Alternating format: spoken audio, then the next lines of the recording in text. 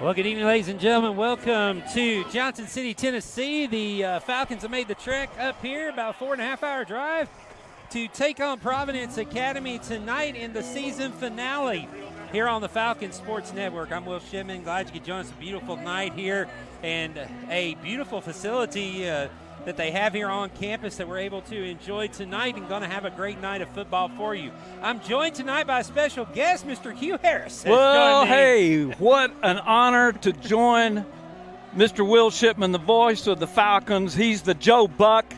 He's the Al Michaels. He's the Eli Gold of Falcon broadcasting. What an honor and a joy. Thank you, Will.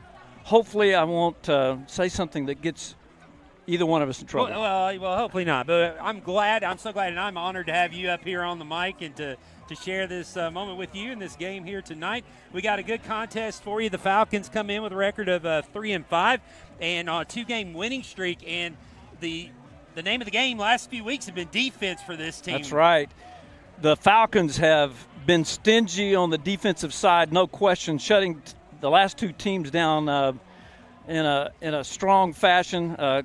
Coach Shaka and the defensive coordinator, Coach E, what a great job they've done. They have just really put on the brakes to the last two teams' offense. And so tonight we hope they continue that trend for sure. Help me keep the defense going. It'll be good to see here, and especially with the road test coming up. And all important, we were talking about this a few minutes ago, there's a big difference in going to the offseason 3-5 and 4-4 is trying to get that momentum for next year when we jump up to TSSAA. Well, we're trying to get bowl eligible there.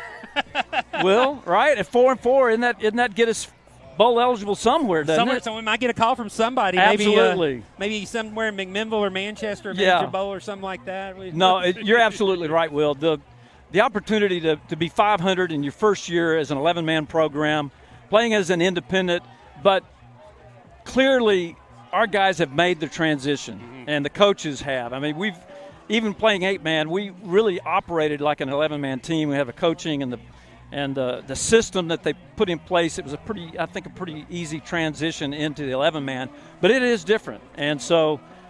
Just proud of these guys, the way they've worked and the spirit. They're having fun. They're competing, and it's going to be a fun night. Well, and the only real test or real thing has been trying to find a quarterback to replace Richie from last year. Yeah. That's been one of the struggles. And Washburn has kind of settled in the last couple of weeks into that role and took it. Yeah, it's been a transition with Sala starting the year and Cash Washburn moving into that position, and so there's an adjustment there, and both are young.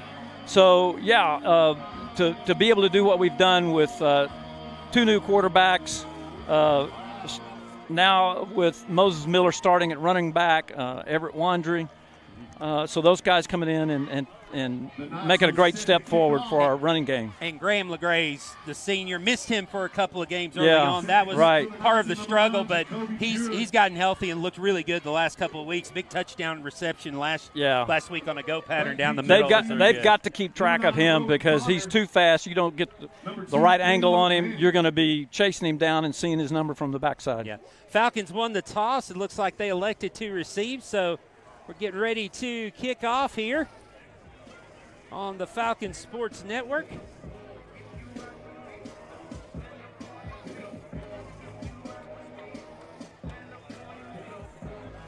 And they'll be kicking off from right to left. Like I said, beautiful backdrop here in the foothills of the Smoky Mountains with the fall colors right behind us. It's a beautiful night and for football here in Tennessee. And kickoff is taken by LeGraze. LeGraze will step out around the 30-yard line, and that's where the Falcons will take over 1st and 10. Nice return there. Get it out to the 29. Get our offense set up and ready to go. So the offense comes out, and we'll see who comes out at quarterback. It's kind of been a rotation. The one thing to say about the defense or the offensive line, Will Adams at center has been a anchor there all year long, calling out the blocking.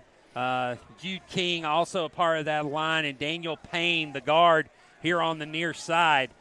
been part of the success. It looks like Everett Wandry's going to get the call at running back tonight. He'll line up in the backfield, pistol formation. They're going to bring 2 receivers in. Now they're going to split them, 1 on each side. So there'll be a handoff to Wandry to start. Wandry dances across the 30, spins, gets away.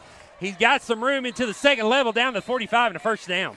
What a great run there to start the offense, getting 13 yards. Everett making the spin move, staying low to the ground. He is tough to find and tough to bring down. Well, yeah, he uses his stature to his advantage. Absolutely, no question. That low center of gravity, it surprises a lot of teams. Very difficult.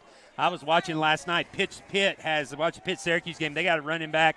Can't remember his name right now, but same type of frame as Wandry. Tough to bring down. Now the Falcons with a new look with 5 wide receivers. Now Washburn will bring 2 in. Takes the snap. He'll pop pass it to LeGraze. LeGraze looking for some room. Gets across the 50 and out of bounds. They'll mark him at the 48, and so that'll bring up second down. Nice little pop pass there with LeGraze moving in motion. He's always dangerous when he gets that momentum going and heading for the sideline. Wise move to step out. We appreciate that. Want to keep him healthy. Yeah. And I said there were a couple of games early on in the season where we really missed him after the injury he got in week 1 with the shoulder injury. Came back a little bit in the Boyd Buchanan game, but has been back full time since the Ezel Harding game. Washburn again is going to hand it off to Wandry. Wandry looking for some room, dragging a tackler all the way down across the 45. That's going to be enough for another first down. Once again, Everett Wandry with the tough running, staying low, dragging tacklers along with him, getting that solid 4 downs, moving that ball into first down. Plus territory now for the Falcons at the 44-yard line. It'll be 1st and 10. We played almost 90 seconds here in the first. If you're just joining us here in the first quarter.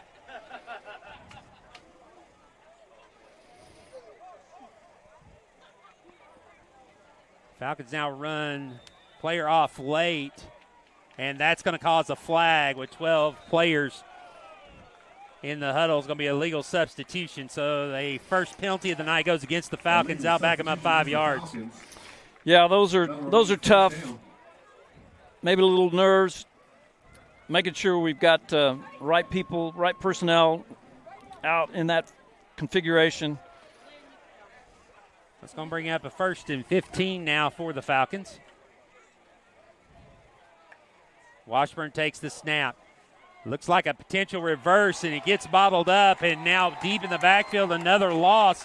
Les LeGraze, it looked like they were trying to get it to Caleb Manning coming around the side, and he got bottled up in traffic and couldn't get to the ball. Yeah, the Knights were having none of that. They crashed in on that left side and just shut down that play before it ever had a chance to get started. So now 2nd and very long, 2nd and looks like 22. How many plays they got set up for a 2nd and 22, you think there, Will? Not many in the book right now. The biggest thing, get about 10 yards to give yourself a chance. This handoff is to Moses Miller, who just entered the game. He's got some room. He's going to get that 10 yards and more down the sideline. He's got one man to beat. Does he have the angle? No, he doesn't. Moses Miller takes it 56 yards in for the touchdown. Wow. Moses Miller takes it to the left and just turns the Jets on. I'm telling you, that fella can go. He is all the way into the end zone, and that was the 2nd and 22 play. I thought they called, Will.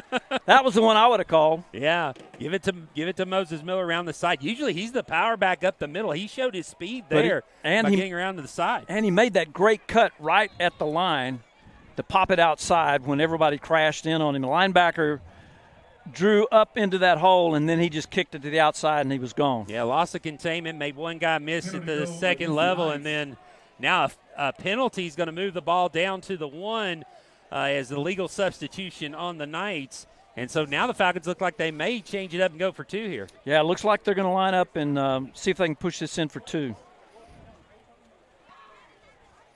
Well, a great start here on the opening drive tonight for the Falcons. They put the first 6 on the board. Got Wandry in the backfield. Goes to him, and he walks in there, Will. Yeah, he did. Wandry takes it all the way into the end zone. And so now the 2-point conversion for the Falcons makes it 8-0. So we'll be back in about 30 seconds after these messages with the kickoff. Falcons up 8-0 here on the Falcon Sports Network. For a game-changing experience at Nissan of Cool Springs. Kick off your boots and score big on the award-winning starting lineup, like the 3-time winning 2024 Nissan Rogue. Or pack up your gear and jump into a 2024 Nissan Frontier. Join our Nissan Nation. Visit Nissan of Cool Springs.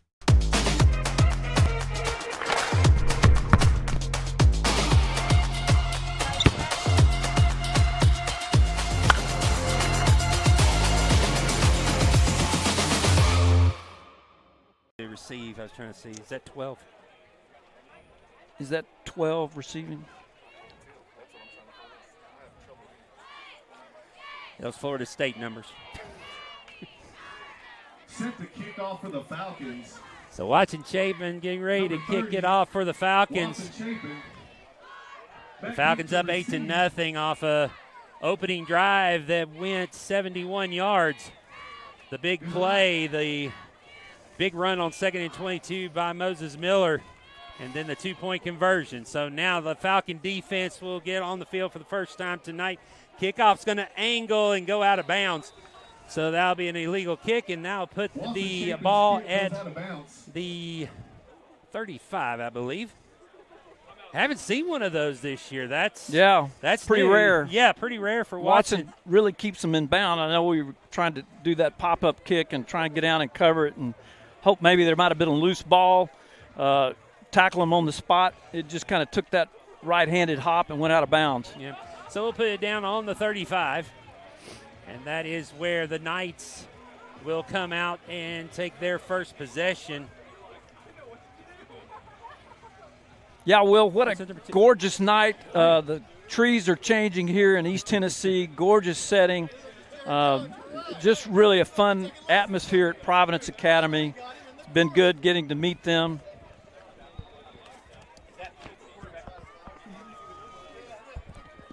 Quarterback gives a handoff to the running back. He's around to the right side. He's got some room. He's going to get a first down and more. Finally drug down close to the 49, and so first play from the Knights goes to the right side for a first down. Nice pull and trap block with the guard. Running back right up off the right tackle. Nice tackle there to save a touchdown. Honestly, was that Simeon White that got him? Who was that or was that King Boggs? I think it was Simeon White. I think it was both who were in the area. I'm not sure exactly who got the tackle. And we'll get numbers for you here in a little bit for the other team. Now they're going to roll out and look to pass here to the side. The pass is complete, but coming up to make the stop, and a good stop, is Caleb Manning. He's great on defense. He's been the outside containment. He's usually pretty good at that and gets a lot of pressure. Yeah, he and Pollard both were there to bring him down with just a minimum gain, 2-yard gain on that little swing pass on the outside. And again, Pollard and Manning have gotten a lot of stops whenever our interior line has been making a lot of good pushes this year and getting to the outside. And Manning and Pollard have been good job containing. Now, quick pass to the outside. It's going to be picked off. It's going to be picked off. And this one is going to be taken all the way back to the house. It's going to be a pick six and a touchdown for the Falcons. Wow. Pollard on the interception, the pick six, right straight to the end zone. Give that fella 6. Well, and that's the danger of those flat passes that go across the field. If you overshoot the receiver, there's usually a defender behind it to get it. Absolutely. And the Falcons do a great job playing that zone, dropping back into that 3-man rush, linebackers dropping into those flats. Coach Johnson has done a fabulous job being able to teach how that zone works, how to have your eye discipline and your assignment spot on. Watson Chapin on for the extra point. Chapin's extra point is up, and it is good. Late signal there. Just waiting to see what it was. And the Falcons now have a 15-0 lead. So refs adding to the drama there with the late signal. We love it. We love it. We love it. So we're going to take a break here. Back with kickoff here in 30 seconds after a message from our sponsors here on the Falcon Sports Network.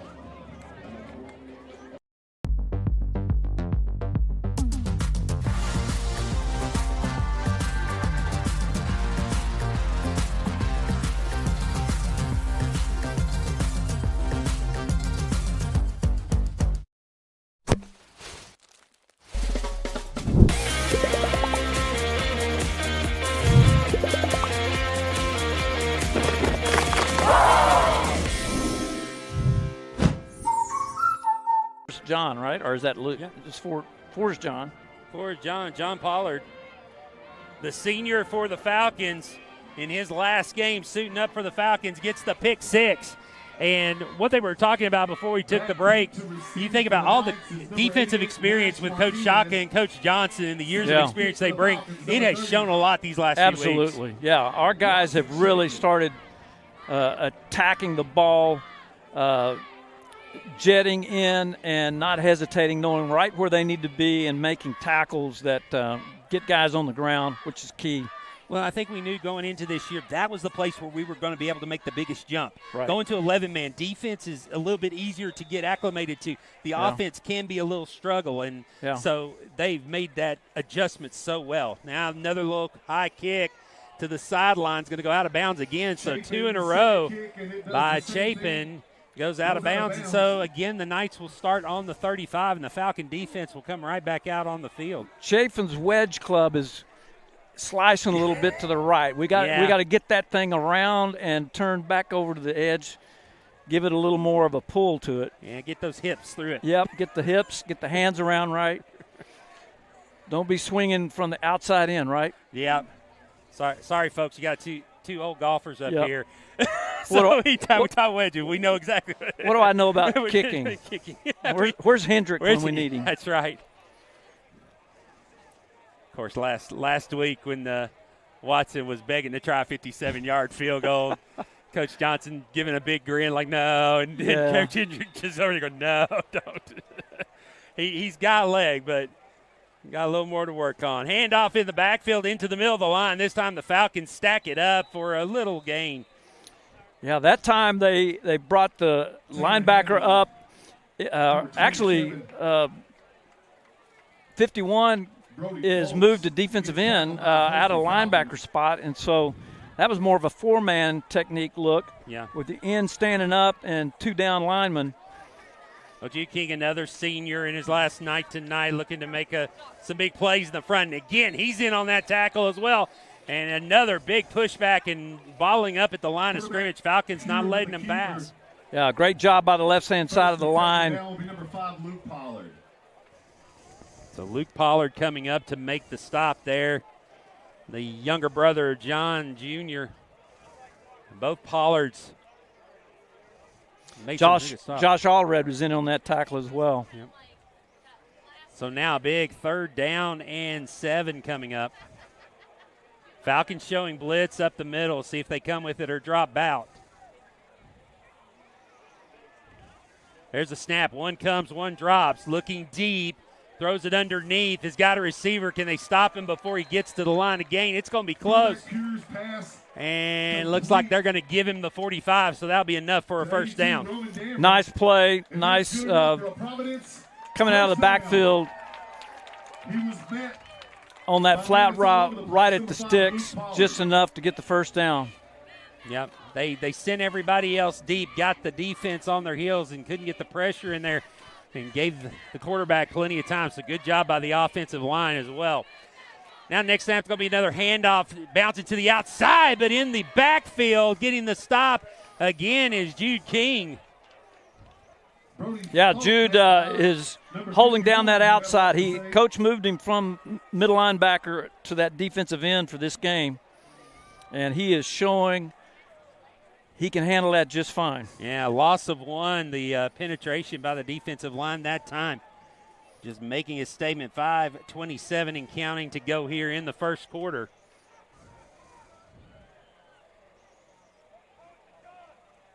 Here comes the rush again. Quarterback floats one toward the sidelines. That's going to be too deep over the head of the intended receiver. Yeah, we got Boggs there on coverage. We got a flag in the backfield. I think this is going to be roughing the passer. There is a flag on the play. It's back at the spot where the quarterback threw the ball. And it will be a personal foul roughing the passer. So a little over-eagerness there by the defensive line. That's going to move up 15 yards and give them a first down. Yeah, those are the kind of things where you've got your momentum moving towards the quarterback. It's hard to slow down, but you got to be careful with hands and up in the face too. I think that might have been part of it. Yeah, that's one of the emphasis and officiating in both the college and the high school level this year is the quarterback getting hit above the neck. So any contact up there, officials are going to call it. So now they empty the backfield. Their first play in plus territory tonight. It's going to be a quarterback keeper, got from behind and pulled down.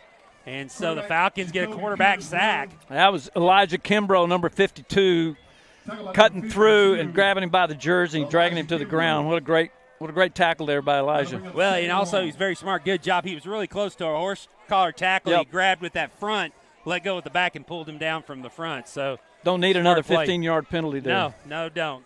That was a smart play. So now second down, and as their loss of about 2, so we'll call it 2nd and 12.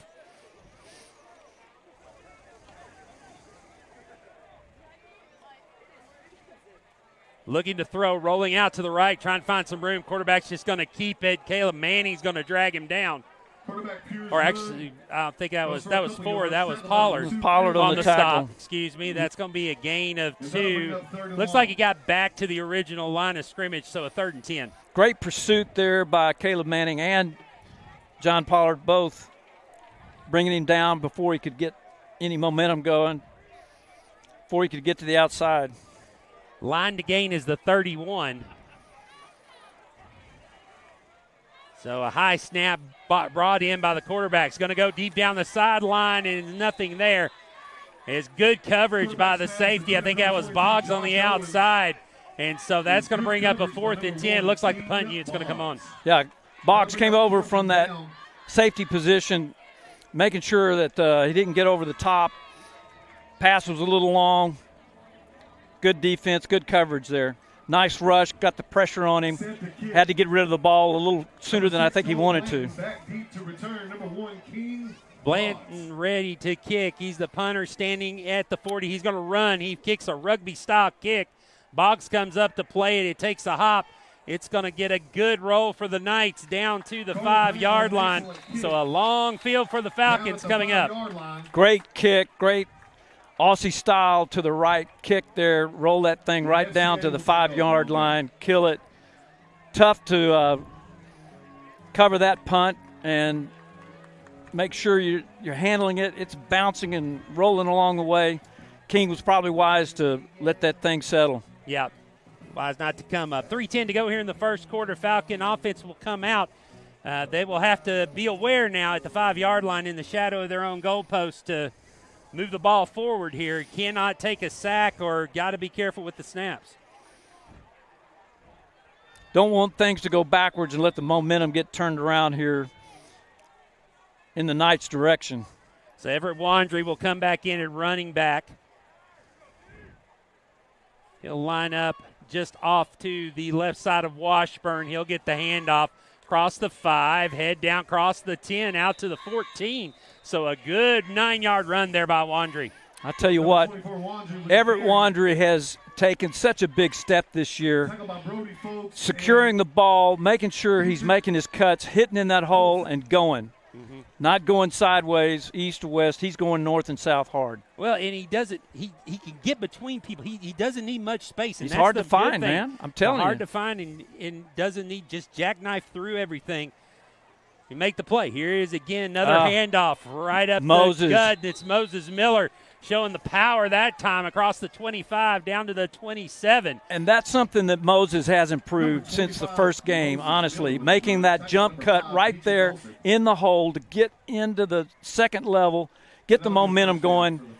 First down, 10 yards. What a great run. Yeah, earlier in the year, that was one of the things that we have noticed up here is that he was just trying to run over people. And so to try to get that, hey, that first level, no, you don't run over people. Make that jump cut. Get in the second level. That's where you run over people. Absolutely. Let your lineman get in front of you. Get that block. Use it. Get to the next level. Yeah. So Wandry back in. Keep the rotation of running backs going. Now they flip the blocking receivers. Now the pitch back to LaGraze. Let's see if he can get the edge. LaGraze cuts back into the middle. Sheds a couple of tacklers, gets across the 40 down to the 41. So the senior with a great gain there and another first down. Nice stiff arm with the left hand, keeping his balance. That's one of the things that Graham really has a talent for is keeping that balance, ability to sidestep and turn the jets on right at the right time. You saw him hesitate, wait for his blockers to set up there, and then make that move to the outside and get that next 10 yards. 1:50 now to go here in the first quarter. Falcons moving the ball here. Started this drive at their own 5-yard line. Miller with it. Miller got space. Heading for the corner again, down the sidelines, cuts it back in across the 40 into plus territory. It'll be a first down at the 34-yard line. Another classic Moses Miller cut to the outside, get outside, wait for that block to set up. I think that was Ainsley Bass out there on the corner getting a block downfield for him. Another great run. And good to see Ainsley back on the field. Early in the first drive, he went off limping. Now Miller again with it, makes another cut and a man miss. Gets tackled from behind. There is a flag at the spot of the tackle. Let's see what this is. This might be holding. Down to 21. Yeah, it's holding. Moses Miller with another Holding on us out there on our receiver, trying to get that cornerback block so Moses could get in the end zone. And the official thought he might have grabbed that jersey a little much. Just a little bit much. And let's see, they'll mark this from the spot of the foul. So it should be a first down. Yeah, he'll stay first down. It'll be pretty much a do-over, maybe even get a few yards forward because they threw the flag right at the spot. So it looks like they'll mark it off from the 22. So we'll see. They'll mark it at the 32, so that will be first and 7. And that's not down in distance you hear very often. Right.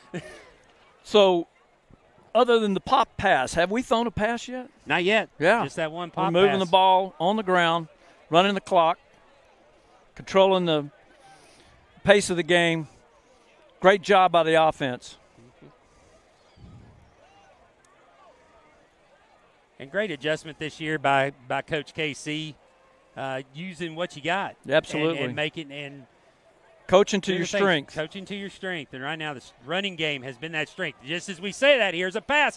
Got a man wide open and dropped. Oh, my goodness. I can't see who that was on the outside. Yeah, it's Hudson Follis out there. Hudson Follis, yeah. I think it might have gotten the lights, Will. I don't know. My God, we've got low lights here. Yeah. So it is quite possible.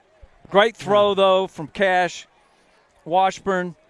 Just right over the shoulder. We're past the defender. Would have been in the end zone. Hey, we'll get the next one. Yep. 2nd and 7 now. Handoff back to the running game. Wandry makes one guy miss, slips another tackle. Slips out of a third, fourth. It's finally going to get drugged down across the 30 down to the 26. The ball comes loose, but the official on this near side is pointing down. Yeah, he was definitely down. The ball came out after he hit the ground. But what a great run by Everett. Just keeping his feet moving, staying balanced, not getting too far outside of himself, taking what the tacklers are trying to give him and making the most of it. So 3rd and 1 coming up for the Falcons here. Give it back to Miller. Miller in the center. I don't know if he got it. I think he's going to be short. That time the Knights were saying, we're going to keep an eye on 25. We're not letting him get past this line of scrimmage here. So that's the end of the first quarter. The Falcons will have a 4th down and 2 coming out of the break. Falcons up 15-0 as we head to the second. Back in a moment here on the Falcon Sports Network. You ready? It's game time. Looking for something? Ready, set, Hyundai of Cool Springs, proudly supporting our community.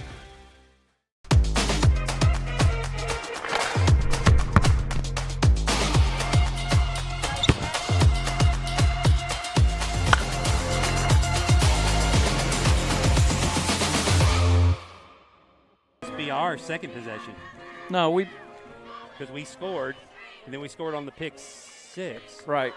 That's right. So, yeah, this is only our second offensive possession. And All they've had 2. They've had 2. So getting ready to get started here. The Falcons will move to the other side of the field. And just Falcons on their second offensive possession here tonight. So as you were saying earlier, possessions kind of limited here as the running game has been very fruitful for the Falcons here in the first quarter. Well, and we've possessed the ball. We've controlled the clock. First quarter is, done in like 20 minutes. That's a quick first quarter. We've been running the ball. All right, Washburn is going to go under center here on a 4th and 2. They've got to get the 25. Wandry in the backfield. They send a man in motion, maybe trying the hard count here, see if they can get somebody to jump as the Knights have loaded the box. Now Washburn will come back under center. A lot of room here on this side if they can get something stretched. Handoff up the middle. Wandry just says, give it to me, I'll get it. Yep. Takes it right across the 25 for a first down. Yeah, great job, great composure, not jumping off sides on our side, trying to draw them off, then call the audible, get the play called in, guys reset, and run for that first down. And great blocking there on the far side. That's Daniel Payne at guard over there. I think it's Elijah Kimbrough also next to him, and they made some room for Everett.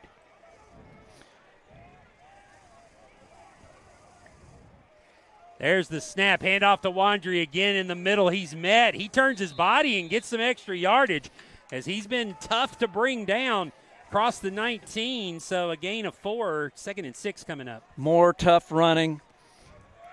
Not going down easy, making it difficult to get him on the ground, keeping him honest in the middle of the field. The outside's going to be open at some point here, Will.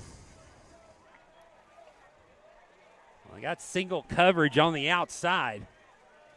No safety in the middle of the field. Washburn's going to look, going to throw a fade route in the corner, and it is going to be a lot of contact. A lot of contact, but incomplete. So a lot of hand fighting on both sides back there in the far corner, trying to get that fade pattern. There is a flag somewhere.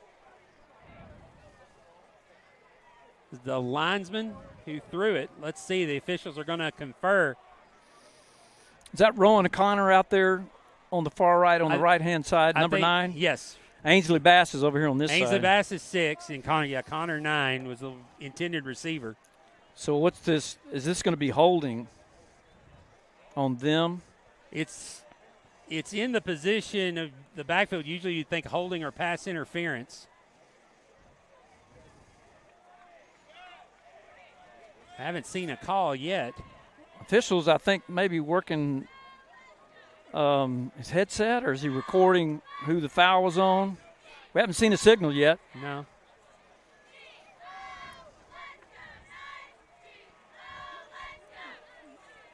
And Ainsley's now between us and the official, so we can't see. I'm not sure what the delay here is. Yeah, he's writing something. Maybe he's checking the rule book. I'm not sure. He's coming over to the Knights sideline. It must be I'm starting to think maybe unsportsmanlike conduct. Yeah, we're not sure. Head official is visiting with the Providence coach. I think we're going to get a call here in just a second. So we got dead ball, unsportsmanlike conduct against Providence. Conduct on the Knights. So that is going to be a first down and going to move the ball down inside the red zone. So the Falcons have the ball just inside the 10. First and goal, and probably coming over to give him the number because 2 unsportsmanlike conduct penalties, just like in college, if each individual, then you have disqualified yourself from the game. So, right. So make sure that they get the numbers right on that. Now Washburn hands off. Miller again dancing down to the 5. Another good cut. Puts that left foot in the ground. Jumps to the right, gets into that hole, follows the block. Gets good yardage there on first down. The Falcons continuing to get good push on the offensive line. Excuse me, that was Moses Miller. Now Wandry back in at running back. He'll line up right beside Washburn. That's actually Graham LeGraze. LeGraze at quarterback, yeah. He's going to keep it. He's going to dance it in, and the senior gets the rush, the 5-yard touchdown, and the Falcons add 6 more to the board. I'd call that the speed cat. The Falcon speed cat. Absolutely. The Jets turned on there. Graham right up the middle. Great fake. Pull it down right up the middle. Great blocking. Will Adams, Jude King, Daniel Payne. Yeah, he played it smart. He waited for the blocking to open up the hole. As soon as he saw the hole, he jetted right through it. And now another flag down. We're going to get another offsides against Providence. So we'll see what the Falcons decide to do. Will they keep Chapin out there, or will they bring on the offense again? I think they're going to leave him out there. Yep, they're going to leave Chapin out there. They'll just move the ball forward, so he'll do the extra point from inside the 10. And now whistles. I think he's asking whether we're going to decline it or whether we're going to accept the penalty. So right now Coach Johnson is talking to the lead official. I think he might want to decline the yardage just so they set up in their normal spot. Coach Johnson's now, I think, calling for go for 2. Yep. And it may be the official told him I can't decline the yardage or something, and that may be what he said. If the official wasn't going to allow him to decline the yardage, then he's going to say, okay, we'll bring the offense out. And it was a pre-snap penalty. It was a offside, so they moved the ball. So why not? Let's see if we can punch another one in here. All right, so Wandry in at the running back. Washburn back in at quarterback now as they line up in the pistol. Washburn will take the snap, give it to Wandry. Wandry looking for space, and he's going to be stuffed at the line of scrimmage. So the 2-point conversion, no good. With 9:42 to go here in the first half, Falcons up 21-0. Back after these messages here on the Falcon Sports Network.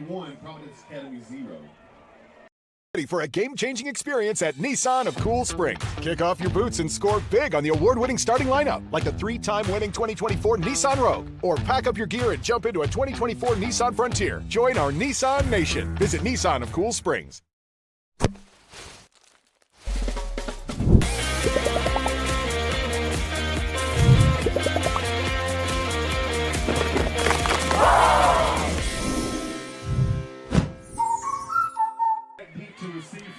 Number 88, Nash Martinez. Martinez back deep to receive. And it looks like Nate Hendrich is going to come out and kick off for the Falcons this time. We have a new kicker in the game for the Falcons.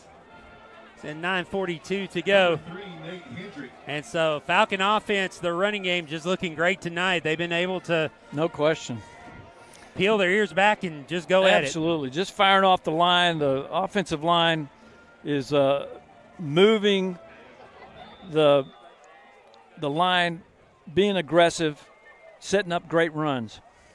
So Hendrich's kick to Martinez. He's going to take it around the 12-yard line. He's going to run to this side. Falcons pursuing. They're going to get him down and close to the 15. So good coverage by the Falcons. And the Knights will have poor field position to start this drive. There we go. That's John Pollard on the tackle. He is jetting down there, closing in, breaking down. Classic tackle.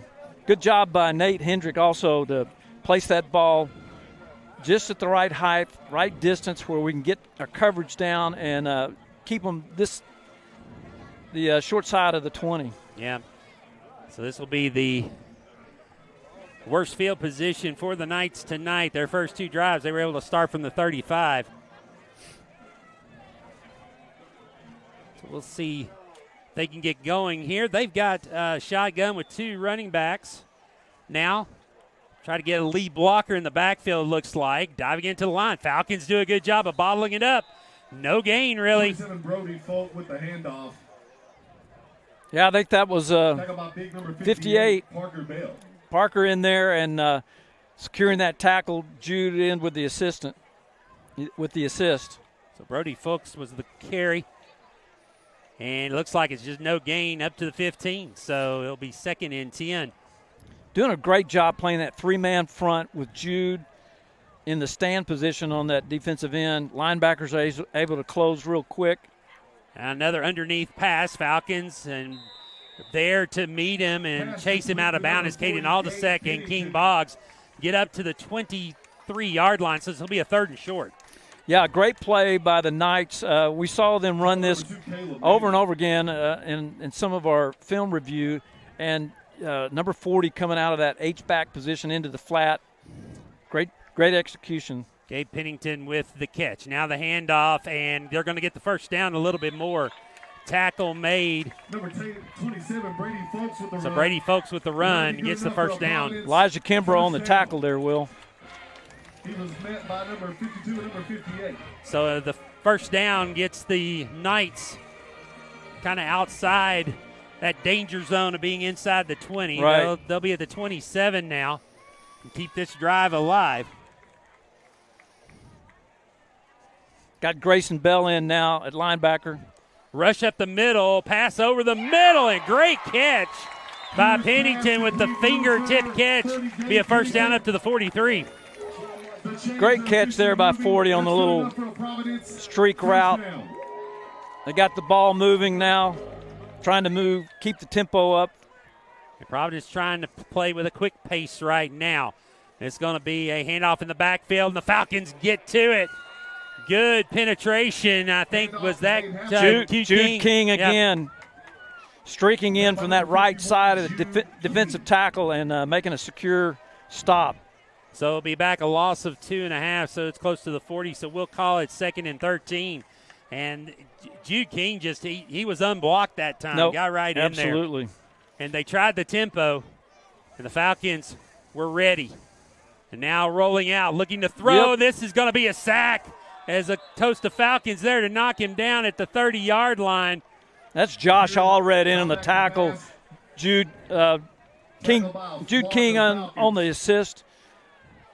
And they just blew back through there. All-out blitz there, Will. Yeah, back to the 32-yard line. So this is going to bring up 3rd and a country mile. They have to get to the plus 47 for a first down. Nothing behind us. Ainsley Bass playing that deep single safety. And they're going to throw a fade pattern on the sideline, and Simeon White defending, and they're going to get a flag. Going to get a flag. As the pass was intended for number Walker. 16, yeah. Charlie Walker. I'm not sure that was catchable. That might have been out of bounds and over his head, but still. Was the contact he did. Yep. He did impede his progress down the line. Right. Absolutely. Yeah, I think Simeon looked up trying to find the ball, stopped, the receiver ran into him. Now, this may be one of those situations. In high school football, pass interference is not an automatic first down. So because they had such a long way to go, they'll get to replay the down, but it will still be 3rd down. Oh, wait a minute. They're moving the sticks. Well, That's not a spot foul. No, it's from the It's from the line of scrimmage. It's from the line of scrimmage. Should be 15 yards, and if it did not result in the first down, it should still be 3rd down because, and I think they're going to reset it. Yeah. Yeah. They moved the sticks. Now before in college and in pro ball, it is an automatic first down on defensive pass interference. High school, this is one of the quirks you say or the change about high school football. Right. You don't get an automatic first down on a penalty. They're still working to try and get the chain set right. Yeah, they should be set between the 42 and the 47. It looks like they're, well. Where was the original line? Where was the line of scrimmage when the play started? Well, the original line of scrimmage was back here at the 32. They moved it up 15 yards. But I think it's close. They got at the 48. It was at the 47 because I remember mentioning that. I think that's right. They're off by good. a yard. But it's 3rd down again. That's what's important. Falcon defense is going to have to come up with a stop here. Going to roll out, looking to throw again, looking for that underneath pass. It's going to be complete and good enough for a first down. Whether it's the 47 or the 48, that was going to be enough. And the first down again for the Knights as they move the chains.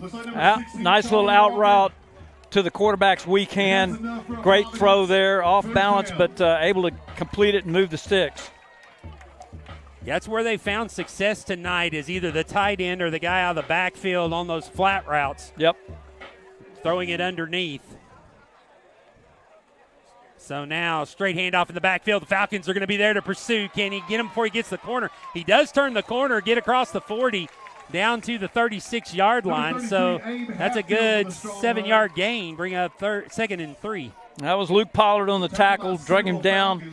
Minimum gain, actually almost 6 yards, so actually good gain on first down. It's a good gain. He was able to get the edge. The Falcons were pursuing, but a good run there by the running back to get to the edge. And now quick handoff in the backfield again. This is going to be a big yardage for first down and more. Across the 25, down to the 20. And so now the Knights are in the red zone and have a 1st and 10. Nice run there, off tackle. Ainsley Bass with the saving touchdown tackle. Brody Fuchs out of the backfield with the run, and he's looking at him. He's kind of like an Everett Wandry back there. Another one of those low center of gravity guys.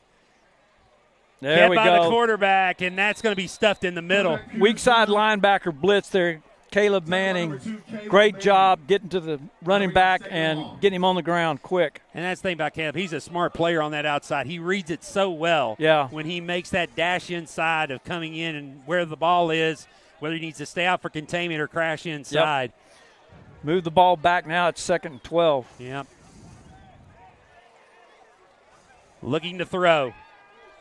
Throw toward the sidelines, almost intercepted.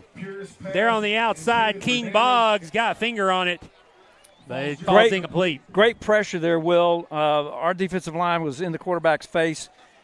Made him throw it a little bit further than he wanted to. Trajectory was a little high, but King was there, almost had the interception. Yeah.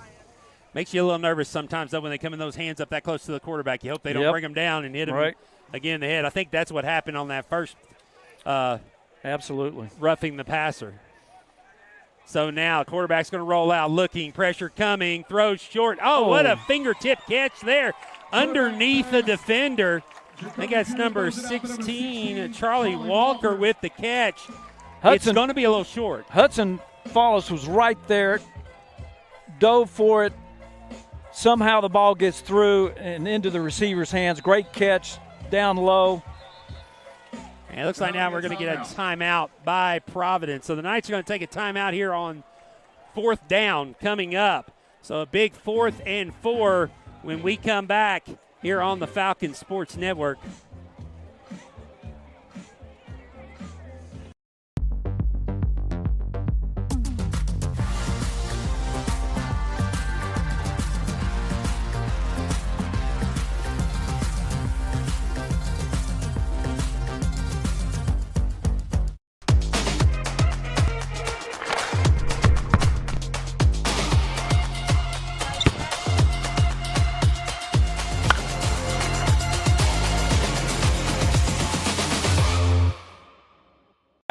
Flooded that side of the field on the short side.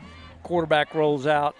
Nice play call. Yeah, Hudson just went right between his hands, just almost got it, like you were saying a moment ago, just went for the interception instead of the bat down. But again, Walker, that took a lot of concentration to make that catch. So now a big 4th down here for the Knights. They need this to keep this game close.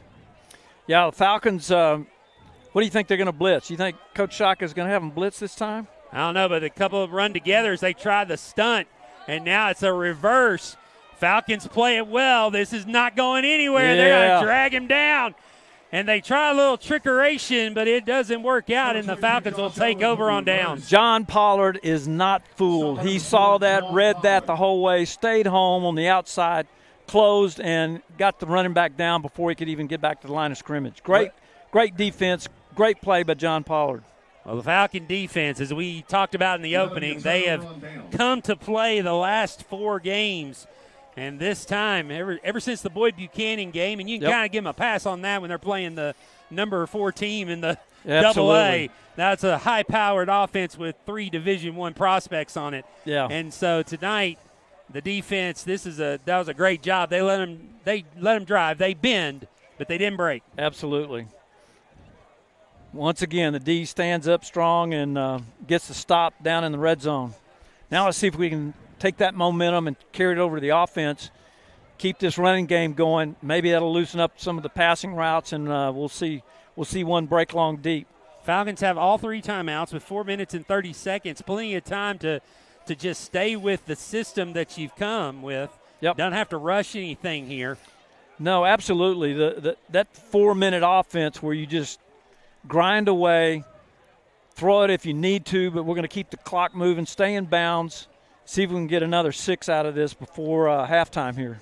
I'm not sure what was going on. They made, I think it was Daniel Payne, they made him come off the field. I wonder if his helmet came loose on that last defensive play, and he had to sit out of play, hand off to Laundry in the backfield. That goes nowhere. Going to be a loss of 1. Yeah, we kind of missed the blitz there. The outside linebacker jetted in and made a great tackle to shut it down before it could ever get started. Yeah, so a loss of 1, 2nd and 11 coming up. So, again, the Falcons run the clock here. You just heard announcer Cooper Phillips in on the tackle. Yeah, they've got 8 in the box, and determined to stop this running game, so something in the pass game is bound to break out here. Well, here we go. Attempt to Bass is going to fall short and skip. So that's going to fall incomplete. So that's going to stop the clock with 3:45 and a 3rd and 11 coming up. Well, that's not exactly what we had in mind, but yeah, when you get behind the chains on 1st down and you lose a yard, then it makes you really have to work to come back and catch up and try and get the 6-7 yards so that you got a 4th down or 3rd down with short yardage. Here they bring the house. Washburn going to throw. It's going to be caught at midfield. Hudson going Follis. Up to get it. Hudson Follis. And the Falcons got 1st down. Absolutely. So drawing the safety in, showing that running game. Now we're going to start moving quick. Clock running. Well, they'll mark it down at the 49. And, again, that was one of those plays. They emptied. It was man-on-man coverage. They brought the house.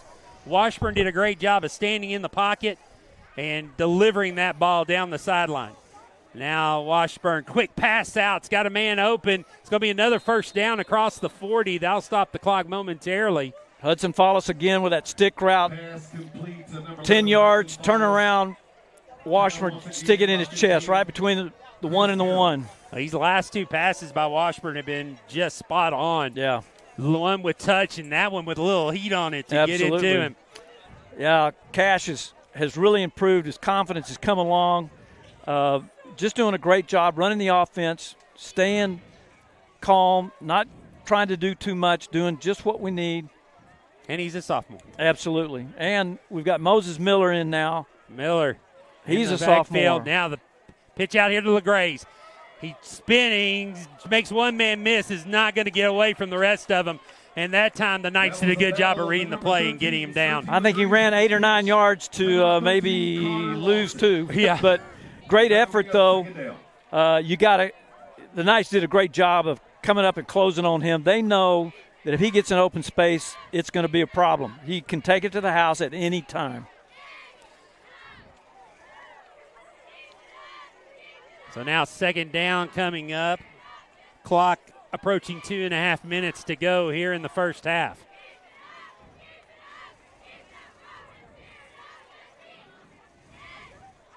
Washburn looking to throw. Throws it over the middle and falls incomplete again, intended for Ainsley Bass.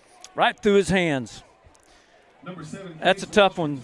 He'd love to have that one back. Ainsley's going to make that catch 9 times out of 10, and we may see that one again, Will. That was there. It was wide open. Ainsley Bass will pull that one down. Yeah, that was a good throw there on the outside. And so now the Falcons find themselves in a 3rd down and long. Washburn stands in the pocket, throws it. Going to be caught, spun away from the first tackler, but pursuit brings him down. It's going to be short of the 1st down, so now decision time for the Falcons. That was Ainsley again. There he goes. He pulled that one down, got us right at 5 yards, 6 yards total. Going to bring up 4th and 5. See if we can keep this thing going, run this clock down, keep keep moving the ball, see if we can get in again. And that's one thing on the players love about KC. He'll go right back to him. Absolutely. The Ainsley dropped the last one, but he went right back to him, try to get his confidence back. That builds his confidence. Yep. Clock at 1:42, and this is where the Falcons are going to call a timeout and talk about it. So they're going to take their first timeout. Had some new guys in, weren't quite ready. Yeah. Well, a minute 42 left till halftime. So we're going to take a break here. Falcons call their first timeout, have 2 left. Back with 4th down after these messages. You ready? It's game time. Looking for something? Ready, set. Hyundai of Cool Springs, proudly supporting our community.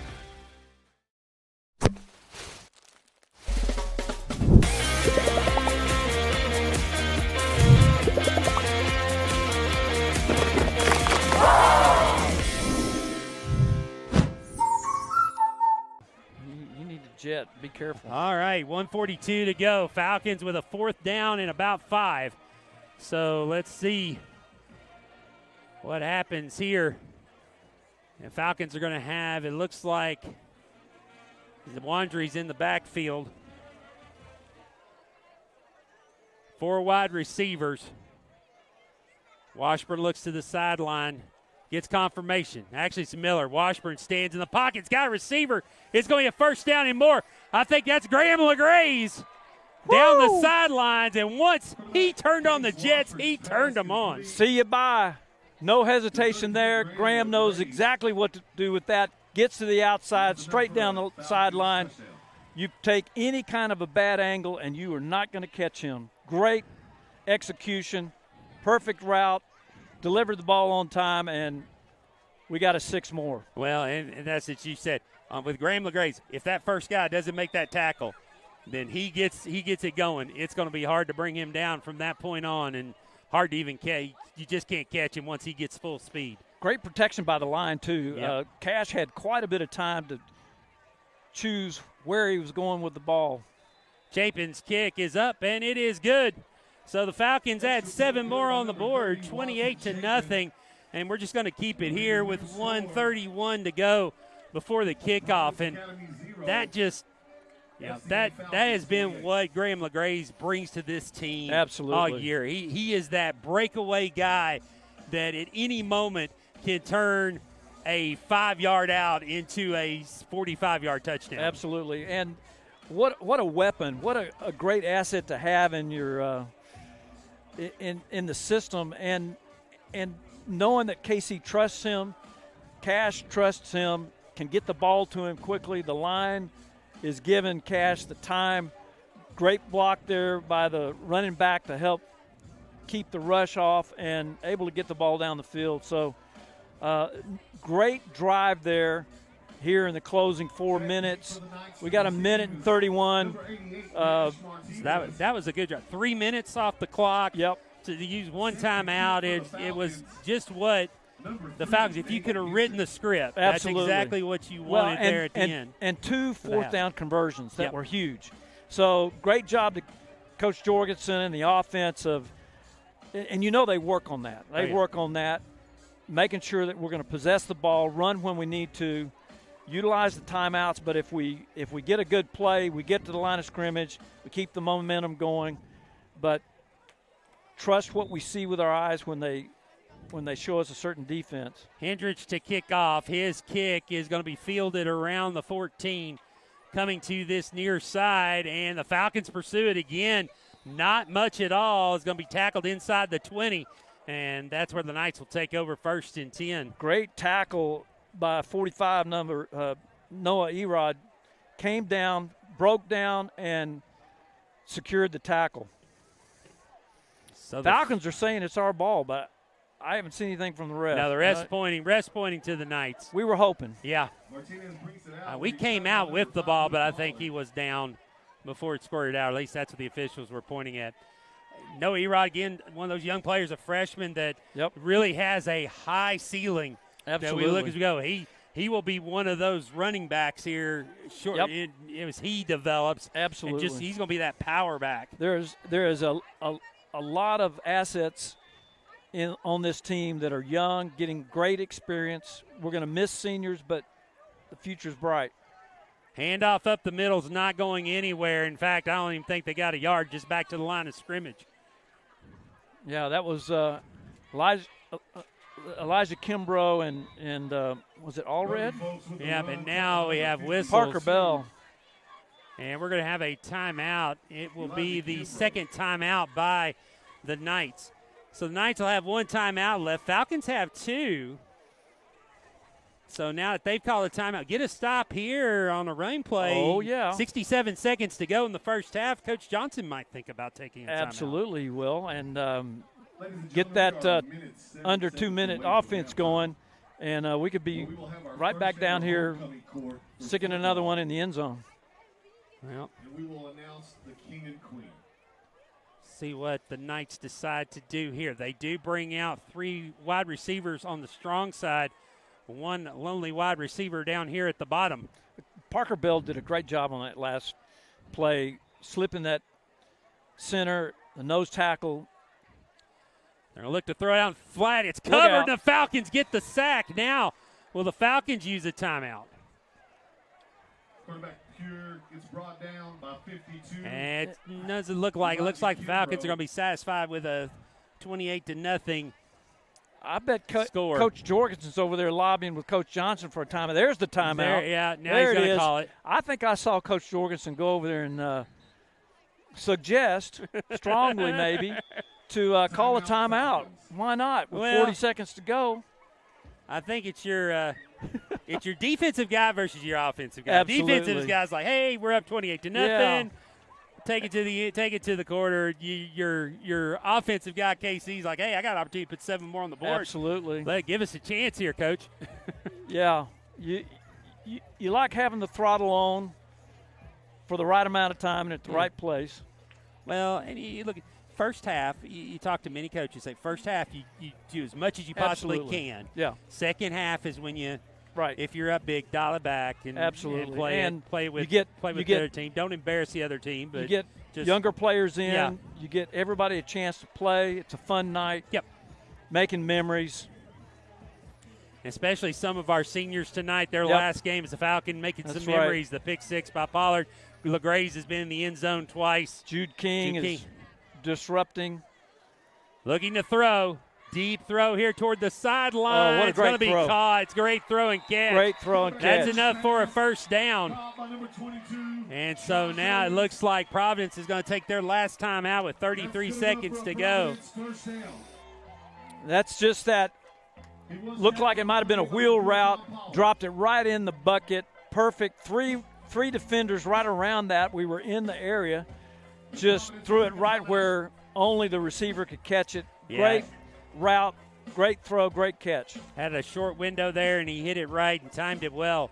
Yep. So now this is where Coach Johnson's going back and saying, why'd you make me use that timeout? Who called that timeout? Who called that timeout? Absolutely. Because now we get our first down. I think Coach Jorgensen's all the way down here on the other end now.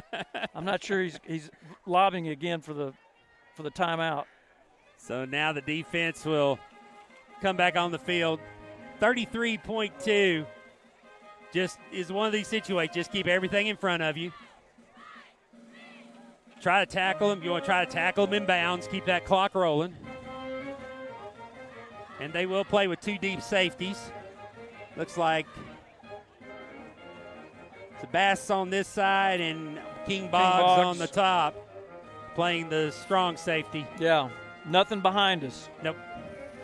So 3 wide receivers down here on the bottom. The officials now are talking about something, not sure, as they converge. Do the Knights have any more timeouts? No, I think they're out. I'm pretty sure they're out.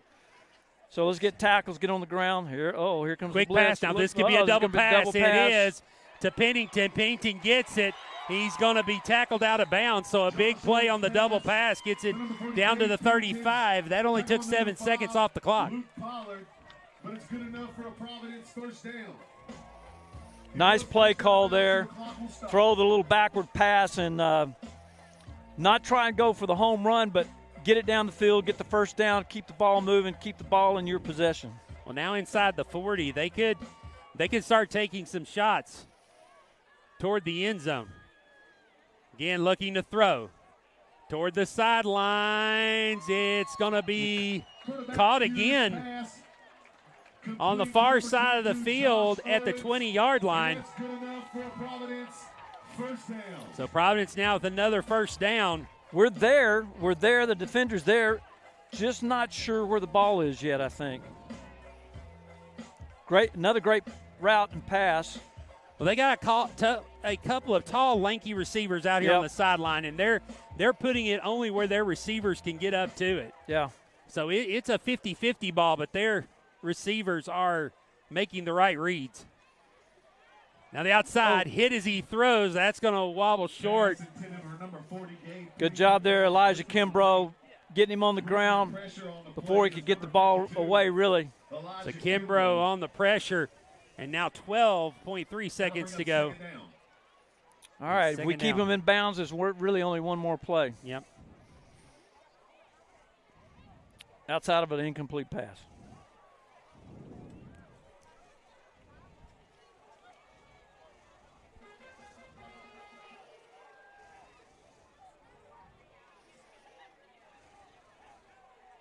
Now looking over toward the sidelines again. Falcons there ready. It is. Well, yes, he caught it. No. And they're going to say he's out of bounds.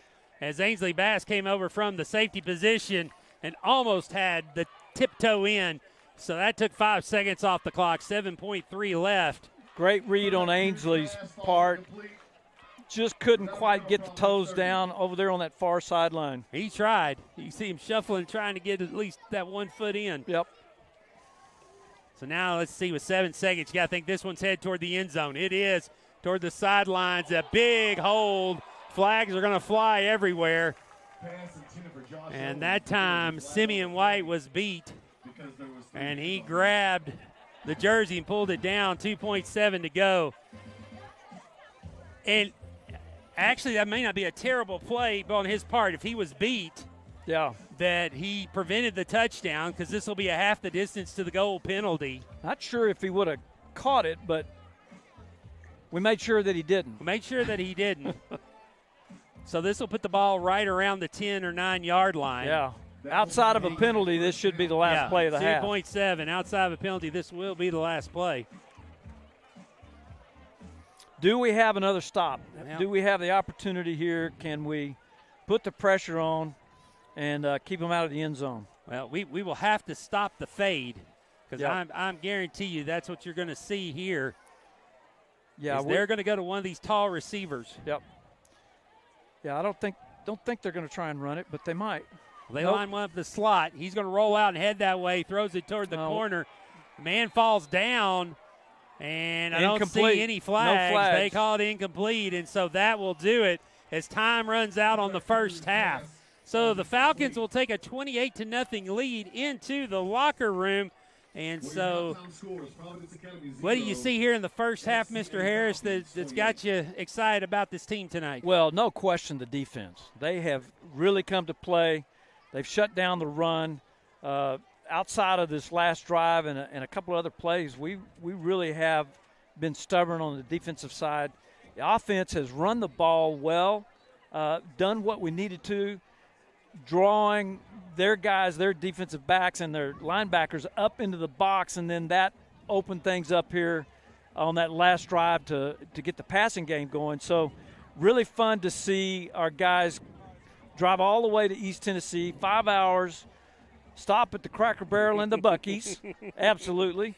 Didn't lose anybody in Buc-ee's, did you? No, we didn't. we counted twice, make sure we got everybody back. But a great first half by the Falcons here on last game of the 24 season. Just really a fun night. All right, we're going to take a break here at halftime. I'm glad you're with us. We're going to take an extended break here for messages from our sponsors, and then we'll be back here in a moment on the Falcon Sports Network. It's their halftime. It's their homecoming. So we're going to have a little extra activities. Have a little extra activities and a little extra time. Looks like they put 15 minutes. Looks like we'll be about 20 minutes. So we'll see you back here soon. Come on back and enjoy the second half here on the Falcon Sports Network.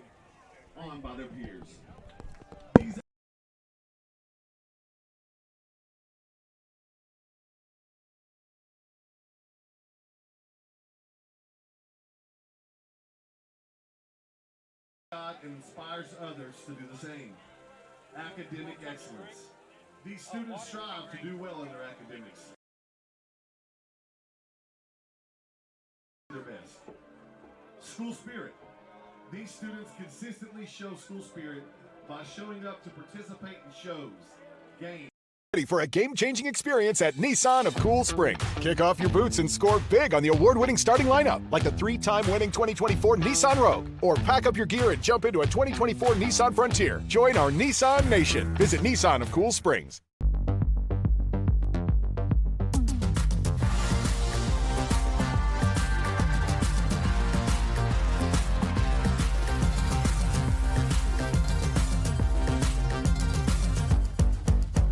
Are you ready?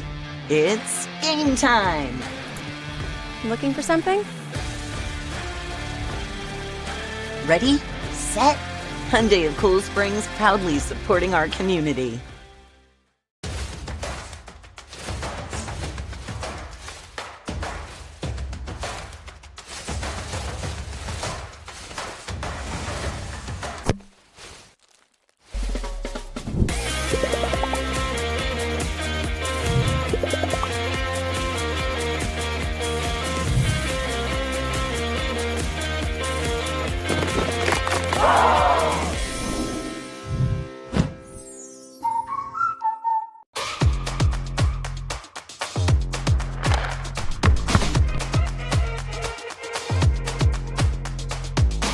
Reach higher. Run faster. Hit harder. Go further. In every aspect of life. No matter what gets in your way, we're here to be a part of that journey with you. To be the best you can be. Live your best life. Get ready for a game-changing experience at Nissan of Cool Spring. Kick off your boots and score big on the award-winning starting lineup, like the 3-time winning 2024 Nissan Rogue. Or pack up your gear and jump into a 2024 Nissan Frontier. Join our Nissan Nation. Visit Nissan of Cool Springs.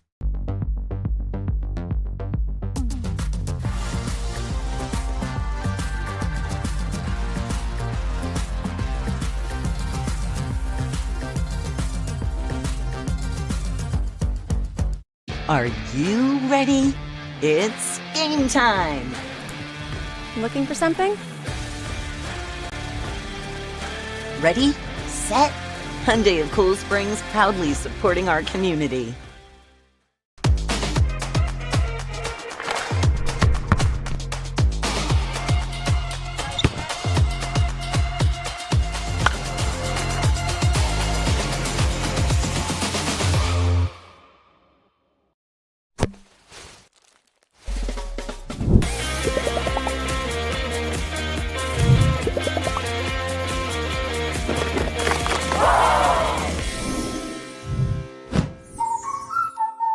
Get ready for a game-changing experience at Nissan of Cool Spring. Kick off your boots and score big on the award-winning starting lineup, like the 3-time winning 2024 Nissan Rogue. Or pack up your gear and jump into a 2024 Nissan Frontier. Join our Nissan Nation. Visit Nissan of Cool Springs.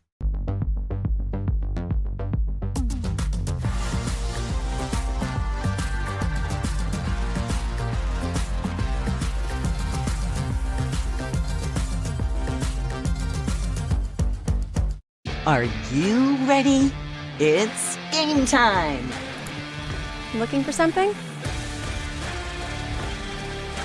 Ready, set, Hyundai of Cool Springs, proudly supporting our community.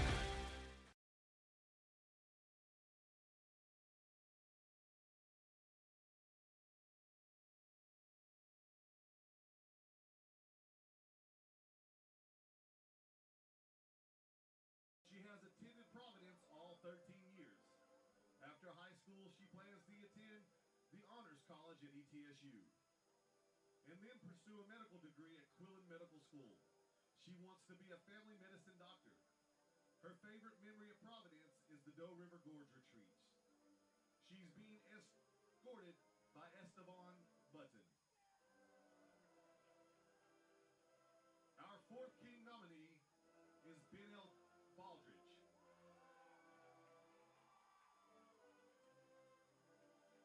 He is the son of Travis and Erica Baldridge. He He has attended Providence Academy all 13 years of his school career. After Providence, he plans to attend the University of Georgia and wants to study economics and then pursue a degree at UVA Law School. His favorite Providence Academy memory was the Doe River Gorge retreat during his senior year. Tonight, Ben is being escorted by Ready for a game-changing experience at Nissan of Cool Spring. Kick off your boots and score big on the award-winning starting lineup, like the 3-time winning 2024 Nissan Rogue. Or pack up your gear and jump into a 2024 Nissan Frontier. Join our Nissan Nation. Visit Nissan of Cool Springs.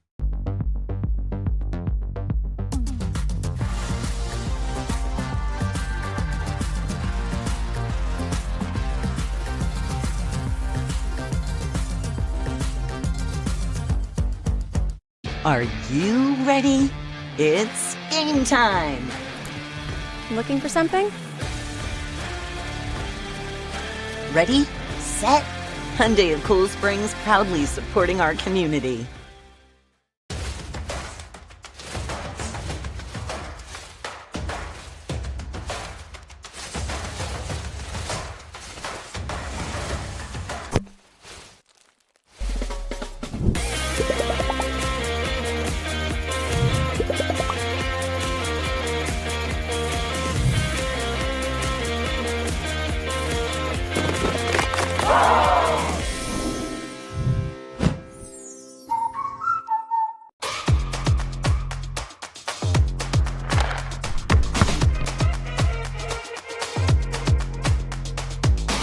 Reach higher. Run faster. Hit harder. Go further. In every aspect of life. No matter what gets in your way, we're here to be a part of that journey with you. To be the best you can be. Live your best life. Get ready for a game-changing experience at Nissan of Cool Spring. Kick off your boots and score big on the award-winning starting lineup, like the 3-time winning 2024 Nissan Rogue. Or pack up your gear and jump into a 2024 Nissan Frontier. Join our Nissan Nation. Visit Nissan of Cool Springs.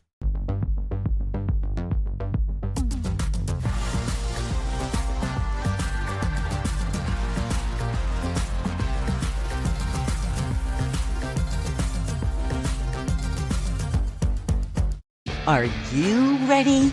It's game time! Looking for something? Ready, set, Hyundai of Cool Springs, proudly supporting our community.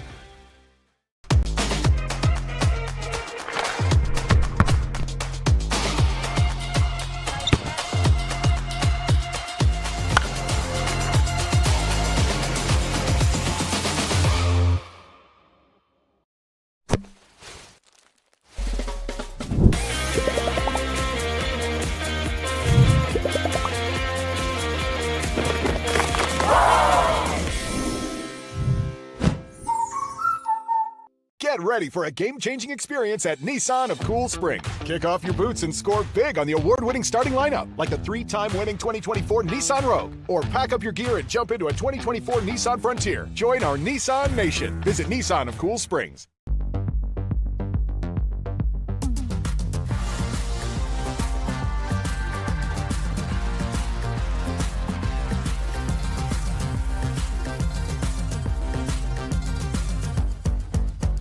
Are you ready? It's game time! Looking for something? Ready, set, Hyundai of Cool Springs, proudly supporting our community.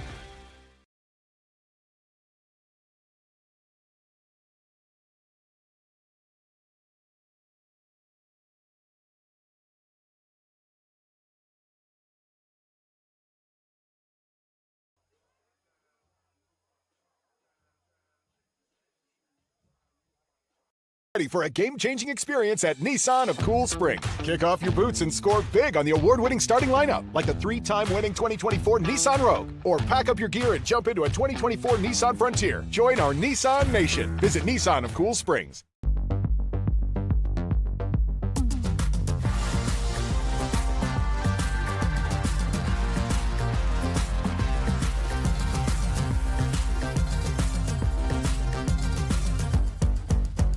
Are you ready? It's game time. Looking for something? Ready, set, Hyundai of Cool Springs, proudly supporting our community.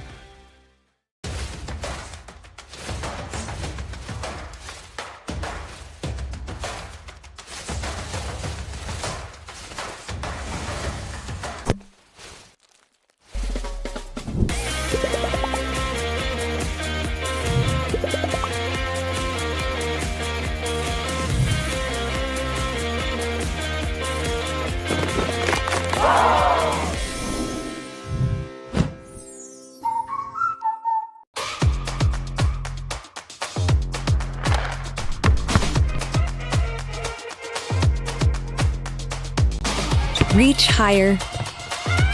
Run faster. Hit harder. Go further.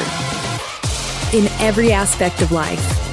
No matter what gets in your way, we're here to be a part of that journey with you.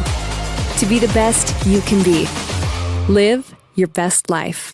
Get ready for a game-changing experience at Nissan of Cool Springs. Kick off your boots and score big on the award-winning starting lineup, like the 3-time winning 2024 Nissan Rogue. Or pack up your gear and jump into a 2024 Nissan Frontier. Join our Nissan Nation. Visit Nissan of Cool Springs.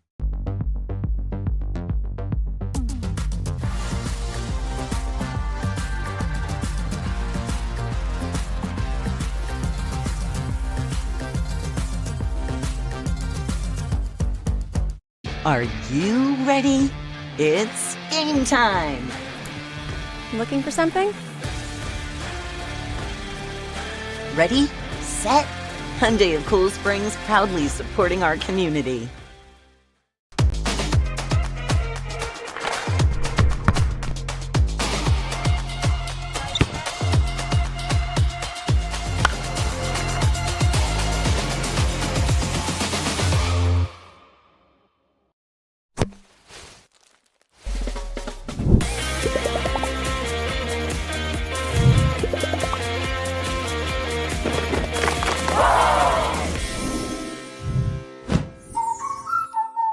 Get ready for a game-changing experience at Nissan of Cool Springs. Kick off your boots and score big on the award-winning starting lineup, like the 3-time winning 2024 Nissan Rogue. Or pack up your gear and jump into a 2024 Nissan Frontier. Join our Nissan Nation. Visit Nissan of Cool Springs.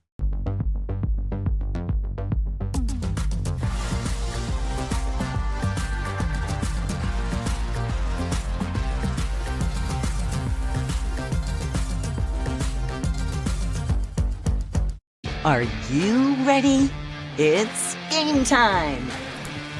Looking for something? Ready, set, Hyundai of Cool Springs, proudly supporting our community.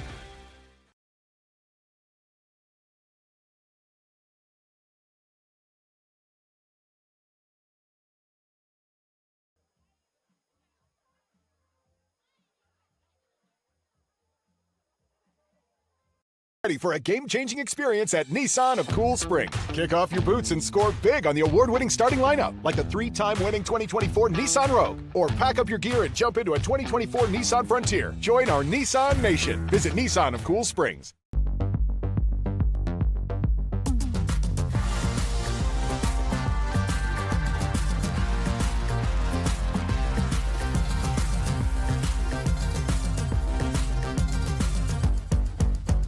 Are you ready?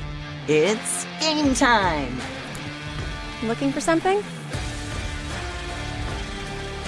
Ready, set, Hyundai of Cool Springs, proudly supporting our community.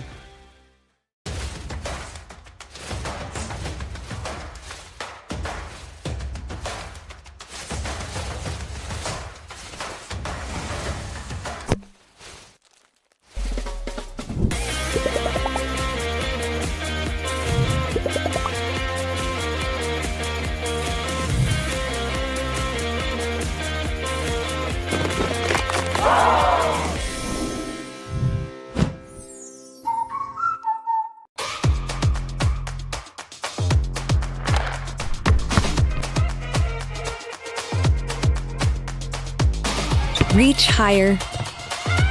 Run faster. Hit harder.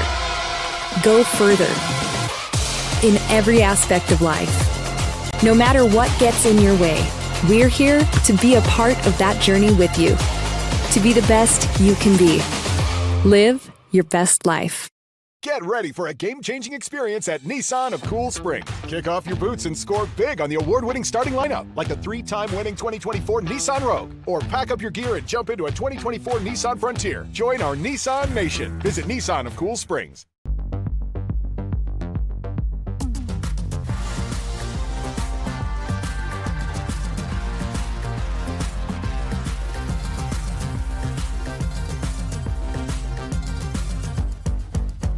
Are you ready?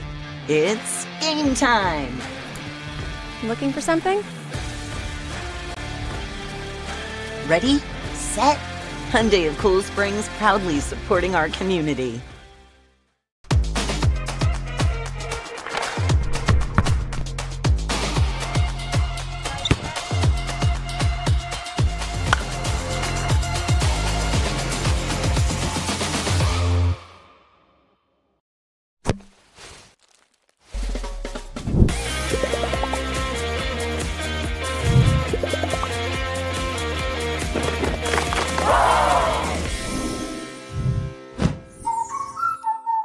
Get ready for a game-changing experience at Nissan of Cool Springs. Kick off your boots and score big on the award-winning starting lineup, like the 3-time winning 2024 Nissan Rogue. Or pack up your gear and jump into a 2024 Nissan Frontier. Join our Nissan Nation. Visit Nissan of Cool Springs.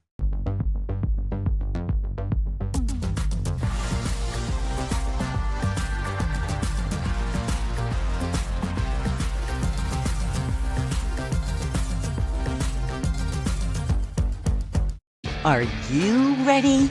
It's game time! Looking for something? Ready, set, Hyundai of Cool Springs, proudly supporting our community.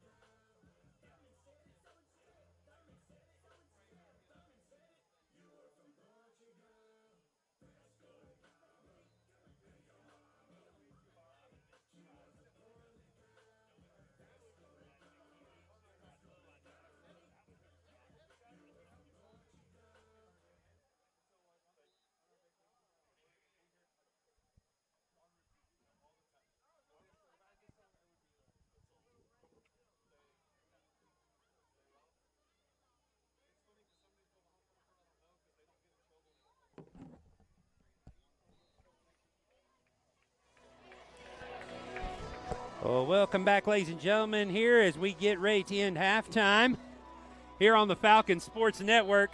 Again, Will Shipman, glad to be joined by Mr. Harris tonight as we bring you all the action from Johnson City. Getting ready to start the third quarter, and it was a great first half for the Falcons. If you're just joining us, had some big scores, a couple of touchdowns by Graham LeGraze, a pick six by John Pollard, so two seniors getting it going, and Everett Wandry dancing in the end zone, Moses Miller down the sideline, Everett Wandry with a two-point conversion. Had it all, a little bit of everything, yeah, Will. Yeah, the Falcons offense has had the running game going tonight, the offensive line, everybody contributing, and then the defense bending but not breaking there at the second half. And we have this 28-0 lead, and the Knights will get the ball to start the third quarter.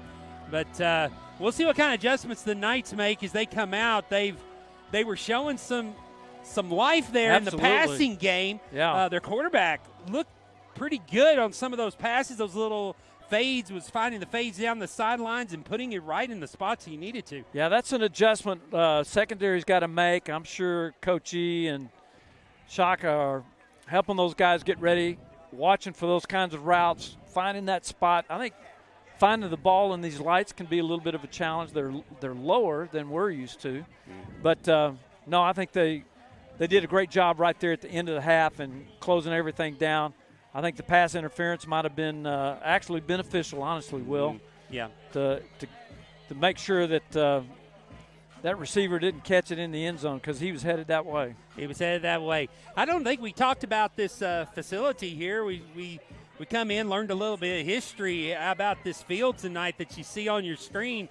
We're up here in the Tri-Cities area, and Providence Academy did not have an on-site field, and they got this donated from Bristol Motor Speedway. So those of you who remember when Virginia Tech and Tennessee played there years ago, this is the field they played on. Absolutely. Bristol donated the field to them. Some of their families helped put it in. What a great reclaiming of that field and coming to a great Christian school here in the Tri-Cities area. And just really fun having the opportunity to be the second game here on this field. Yeah. They're doing a great job with their campus, and we know what it's like, Will, to have that first and second game home capacity. It's homecoming night. They got it in time, and just really a fun atmosphere.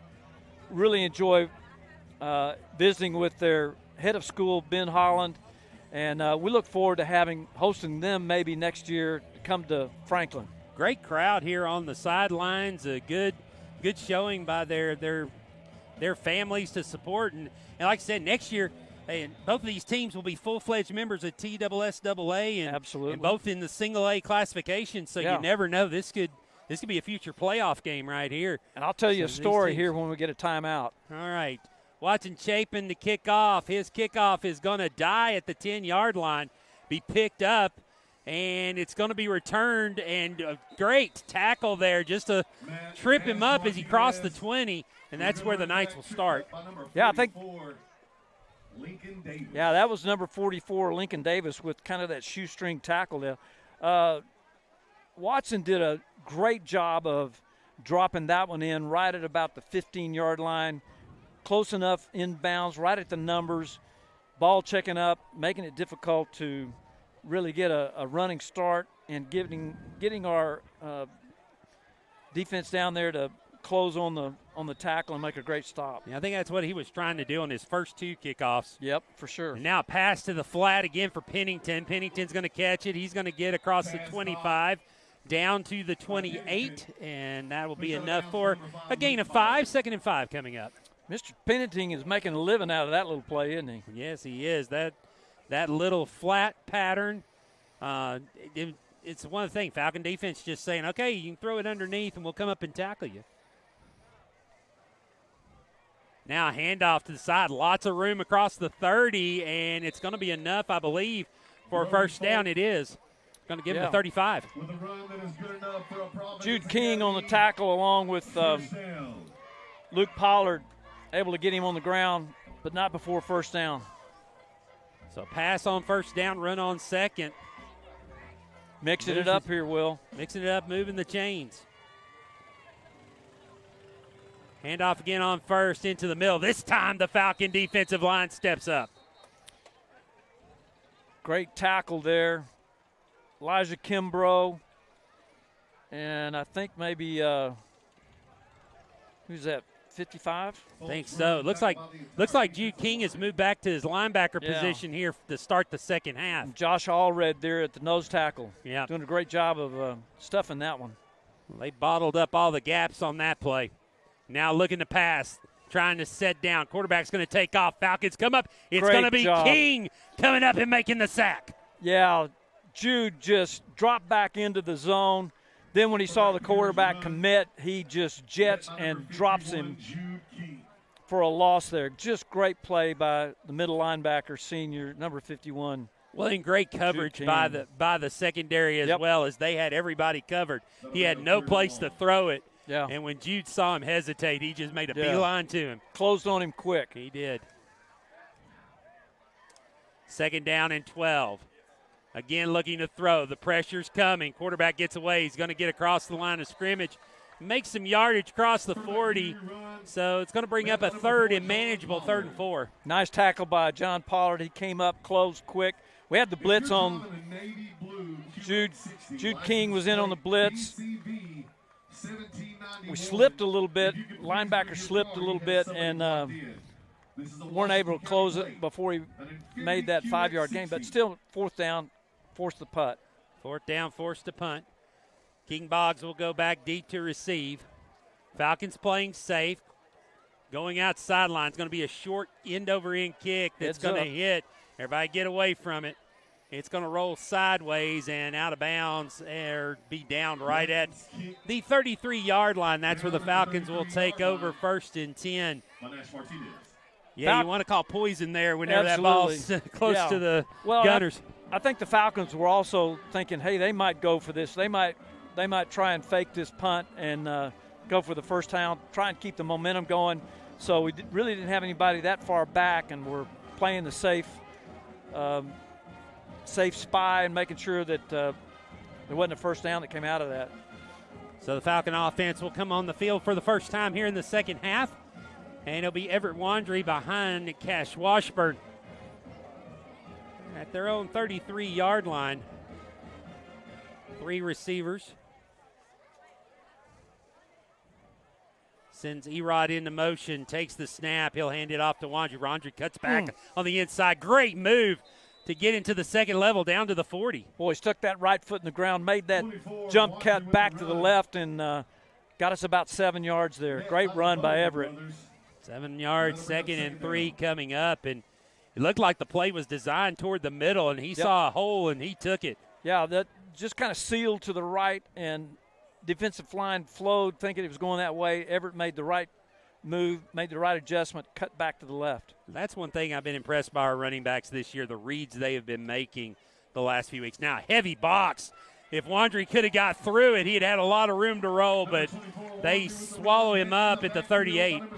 Nice shoestring tackle there. Got him on the ground before he could really get going. Otherwise, he might have gone. That would have been a big play. Yeah, he could have taken that all the way. He was at least going to make midfield or more. That was a risk-reward defensive play right there, and they got rewarded. So now a 3rd down and 6 coming up for the Falcons. Loss of about 2 there. Yep.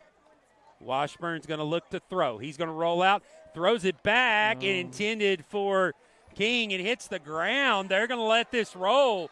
King down the sidelines. I think they finally throw a flag, and they're saying incomplete pass. Yeah, they're saying it was a forward pass. It did not go backwards. It did not go backwards. But and now the why they didn't blow the play dead? Yeah, I think they're going to get incomplete pass because they're saying that King was lined up in an eligible position, so he was an eligible receiver. So at first I think they threw the flag thinking it might have been illegal touching or intentional grounding because he threw it at an ineligible receiver. Yeah, but I think that the intention was for that to go backwards maybe. And I think he just got too far down the field because a lineman can catch a backwards pass or a fumble. He can't, lineman can catch a backwards pass. So I think that might have been what they were trying to attempt because King was on the end of the line, but it was a tackle. But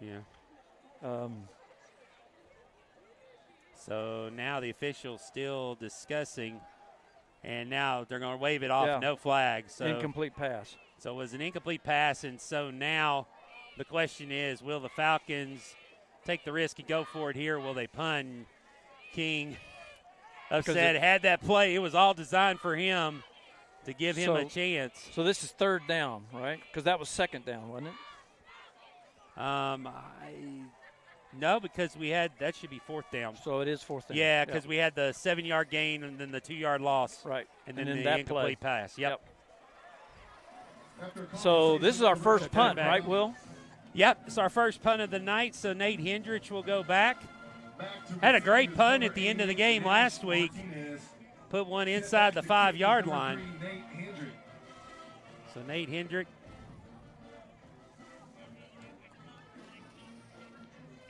Got Micah McLean down here on the outside, the gunner. Going to go down and see if we can get this ball killed inside the 20. Hendrich's punts away. It's a low line drive. It's going to skip at the 30, and they're going to let it bounce And it takes a Falcon bounce all the way inside the 20.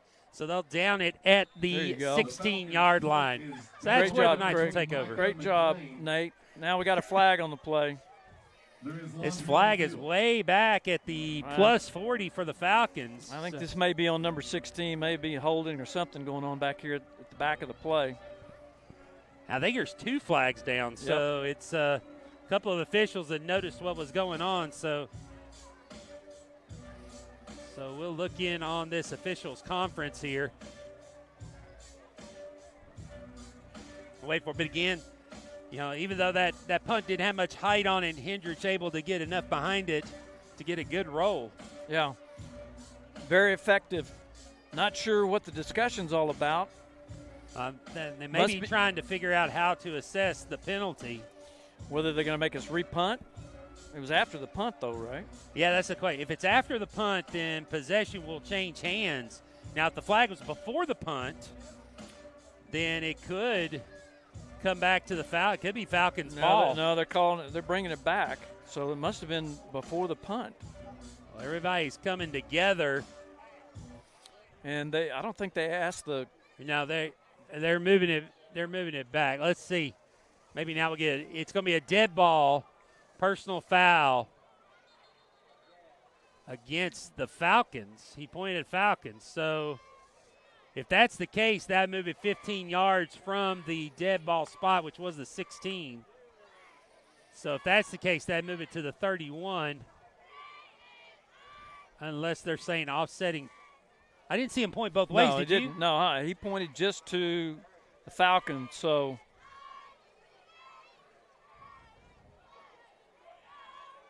Not sure what that was about because it was back behind the play. Yeah.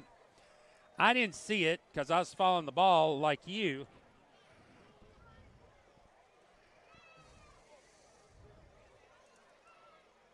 Falcons think it's coming way back this way, but I'm not sure. Now, if he put his hand up in the air, so that usually means a dead ball. Yeah. So if it's a dead ball, then it should be marked off from where the play ended. Right. If it's a live ball foul, then they would have a choice of making us maybe go back 15 yards and re-kicking it or keep the possession. One official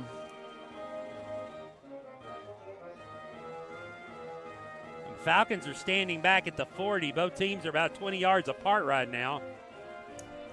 I'm not sure what the delay is other than we're recording what took place by the head official. So now they're moving the ball up.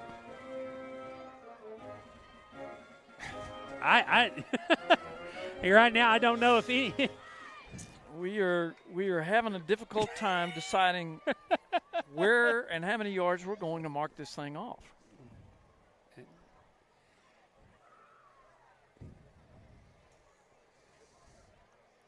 All right, here we go. We're going to try this again. We got 5 officials at very different spots on the field, but still talking. Here we go.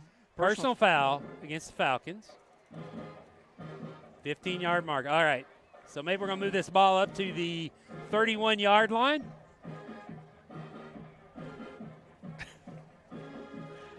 $32. Well, the ball was and now inside a dead the 20, ball, right? Unsportsmanlike conduct against the Falcons. So maybe this was the catch. There were 2 penalties against the Falcons, and both are going to be enforced, so that's going to move them 30 yards. So that's going to be a huge penalty that'll move them up to the 47. So totally uncalled for as well. It was behind the play after the punt. So neither of us saw what happened, and, of course, we're not going to get on the camera, and now whistles again. As now I think Coach Johnson was wanting an explanation of what occurred. I think he wanted a number because he's heading to the sideline. Yeah. 7:27 to go here in the third. Okay, I think we're ready here, Will. I think so. So now the Knights will take over. Best field position they've had all night. Handoff into the center of the field. Falcons there to swallow them up. It's minimal gain up to midfield. Number 33, Abe. Yeah, that was Elijah Kimbrough and Met by number 15, Bell. Elijah Kimbrough. Abe Hatfield on the run for 7 yards. Maybe 3, Will. Or 3 yards. It was 2nd and 7. That's what I was thinking. Yep. And now another run by Hatfield is going to be swallowed up back at the line of scrimmage. So now 3rd and 7 coming up. Right. Both the Pollards in on that one, as well as Wes Krell. 52, Elijah Kimbrough. So now no gain on that play. Ball sitting in midfield, 3rd and 7. See if we can't tighten this up and get a stop here, Will. Make them punt. They'll send a man in motion. Take the snap. Go look to throw. Falcons bring the pressure. They're going to swallow him up in midfield and get the sack. Great coverage there by the Falcons. Caleb Manning in on the blitz just totally blew that thing up from the get-go. The quarterback stepped up and defensive line was able to swallow him up. Now we're going to force that punt. It's 4th and 8. So after the 30 yards of penalties, the Falcons force a 3 and out, so the defense does its job. King Boggs will go back. He'll stand close to his own 20-yard line. Falcons again look like they're going to play this as a punt-safe situation. Well, here it comes. Kick there he is goes. coming, and he's going to go for it. The Falcons going to stop him. And got him by the horse collar. Yep. Got him on the horse collar. That's gonna be a horse collar tackle. As he was already out of bounds. Yeah. A flag on the play. Yeah, those are the kind of penalties that come back to bite you at some point. Yeah, so now this is going to be 45 yards worth of penalties on this drive alone. And in that situation, you didn't have to really bring him down behind him, just push him out of bounds. He was almost out of bounds anyway. Yeah, he was not even going to be close to getting the yards to gain. So a costly mistake by the Falcons there on 4th down is going to give them another first down by penalty. Horse collar tackle will make it first down. Well, those are the kind of plays that you learn from. You go back and watch film this next week, figure out, hey, what do you do in that situation? How do you make sure you don't get your hands up in and around that, but still get the guy on the ground? Clock running with 5.5. Hit as he throws. That ball's going to fall incomplete. Great coverage. Pollard making up for it there on that play. Good coverage, good pressure. We have over and over again consistently put pressure. Even when they're making completions, we're there almost getting the sack, making hurried passes, and doing a great job of harassing the quarterback. And it's not just been one guy. It's been 3 or 4 different guys. So we're coming from different angles and making the offensive line wonder where we're going to come from next. Now in the backfield, ball Falcons loose. get stopped. Ball is on the ground. Did the Falcons get it? They say they do. The officials say we do. Falcons Absolutely. get the turnover. Who was that? Erod? I think it was Erod who came up with it. So Noah Erod, the freshman, coming up with the fumble recovery, and the Falcons defense now gets off the field. And the offense will come back on around the 32, 1st and 10 with 5:20 to go here in the third quarter. Great play. Couldn't tell who knocked it loose, but Erod was right there fighting for it with another Knight, able to get on top of it, curl up around it, and secure that fumble.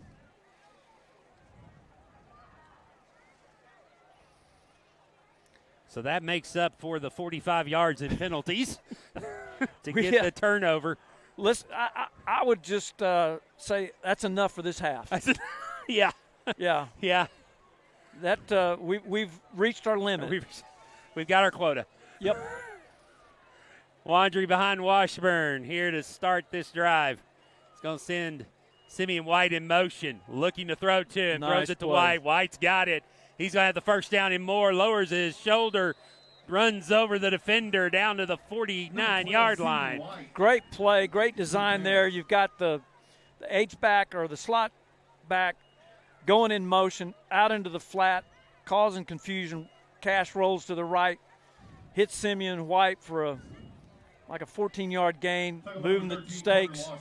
Great design there. Great execution. Going to give midfield, and that was really giving the Knights some of their own messing, because that's what Pennington's been doing all night to us. But Simeon actually came from the slot, I think. He did. He was in motion across Just the like middle. That. Yep. But this time they hand off to Wandry. Wandry falls down in midfield, and they're actually going to lose a couple of yards back to the 48. Yeah, I think Cash was reading that end, and I think he might have really thought about pulling that back out and taking off with it because there was nothing out on the outside. But I think he was a little bit too late in trying to pull that option back out, and might see that one down the road, Will. Yeah. I think they are crashing on that when he rides Everett with that option, and he may pull that one and take off. Well, he hasn't pulled one yet tonight, so maybe he's setting him up for that.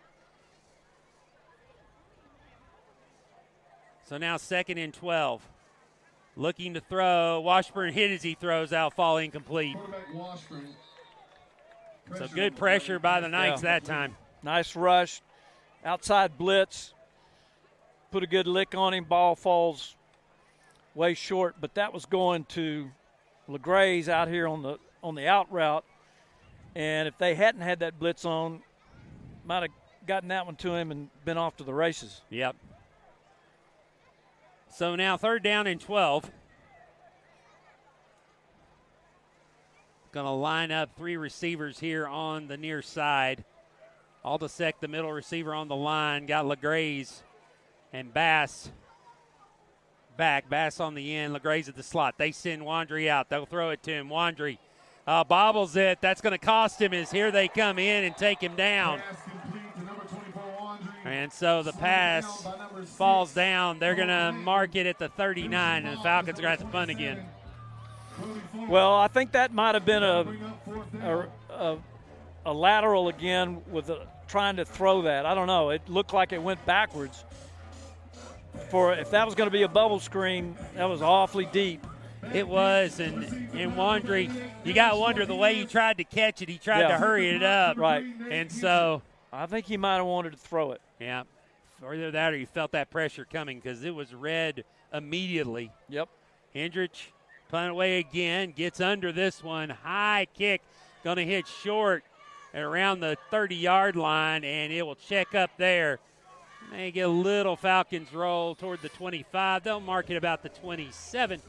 And so the Knights will have the ball in decent field position there. Well, we've gone 9 minutes and not a whole lot of offense. No, 3:11 to go here in the 3rd period. Falcons still leading at 28-0.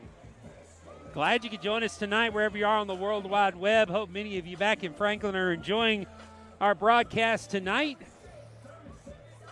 Shout out to Coach Helgren and Mr. V. Saw them in the chat watching tonight.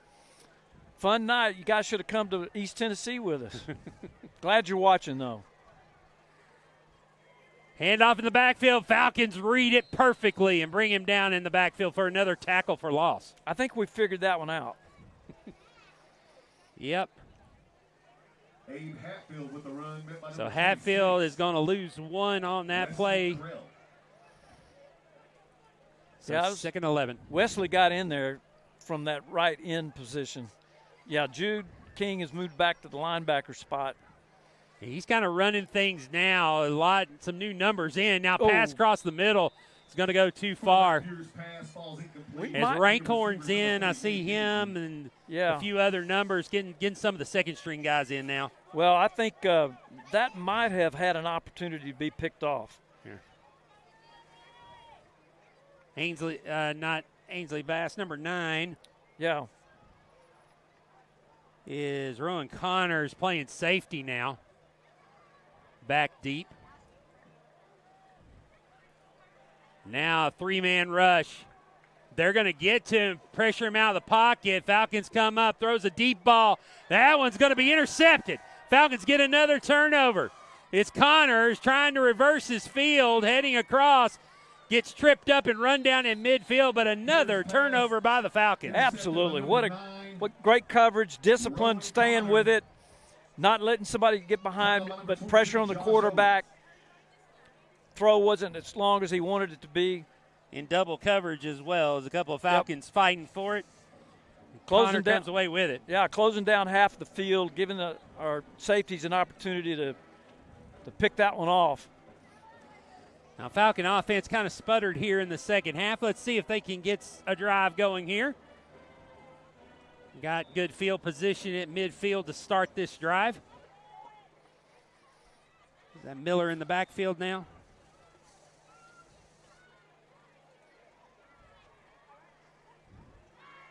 Be a handoff straight up the middle, going to gain 5. Moses Miller again in there. Yep. This is his first time in the second half with a run. Nice 5-yard gain. Actually, looks like they're going to give him 6 up to the 44. So absolutely. Makes a 2nd and 4. Now you open your playbook a little bit more. We'll bring up 2nd down. Got Zachariah Rancorn in now in the backfield. And Rancorn getting his first look on offense tonight. Was in on defense in that last series.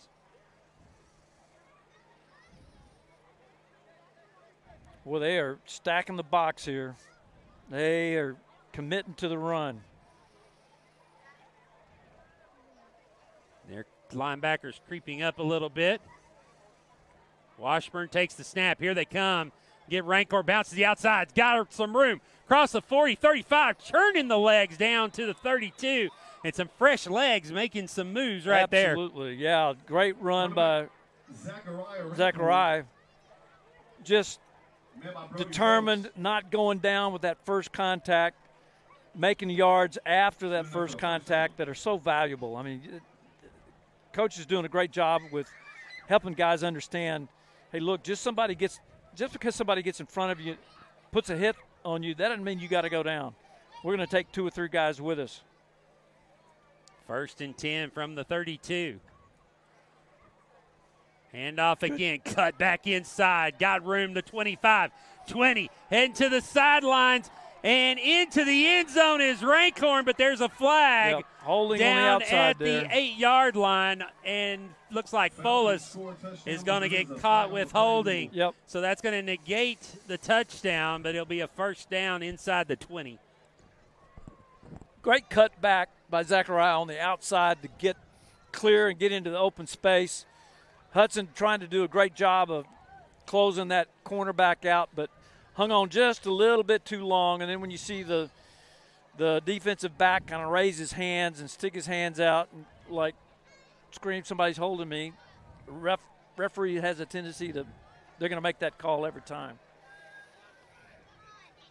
Oh, no, it's a penalty against – actually, they pointed the way of – it wasn't a hold. It was on the Knights. Oh, wow. And now the head coach for the Knights is coming out. He's going to want a explanation here. And now the officials are going to come and talk again and see. What was that call? I was assuming. I thought it was he did holding and pointed. Let's see. Holding on the offense. Okay, Yeah. so now – well, that penalty can't be declined. It's holding on the offense. He's not going to decline it. Yeah. We're going to want to mark that off from the 8. Unless it was after the touchdown. No, it wouldn't have been after the touchdown. Yeah. No, so what's the – I'm not sure of the call here. Yeah, it's going to be holding against the Falcons. We had it right the first time. Yeah. There's just some miscommunication between the officials. So holding, they'll mark it off from the 8-yard line. I said holding on the Knights. As the young kids would say, JK, LOL.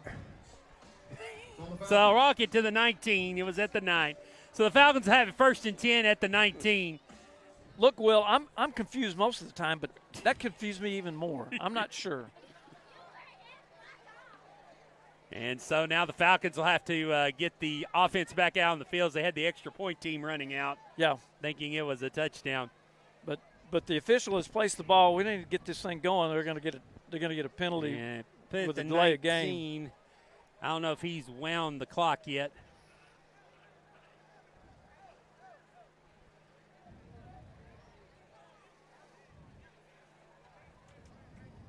Moses Miller back in. Yeah, now they've wound the clock.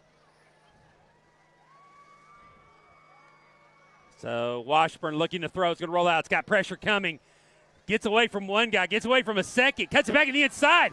Got some room down inside the 10. A great run by Washburn. What a great run. Washburn with some He's shucking and jiving, jumping over people, cutting back, getting behind blocks, rumbling down.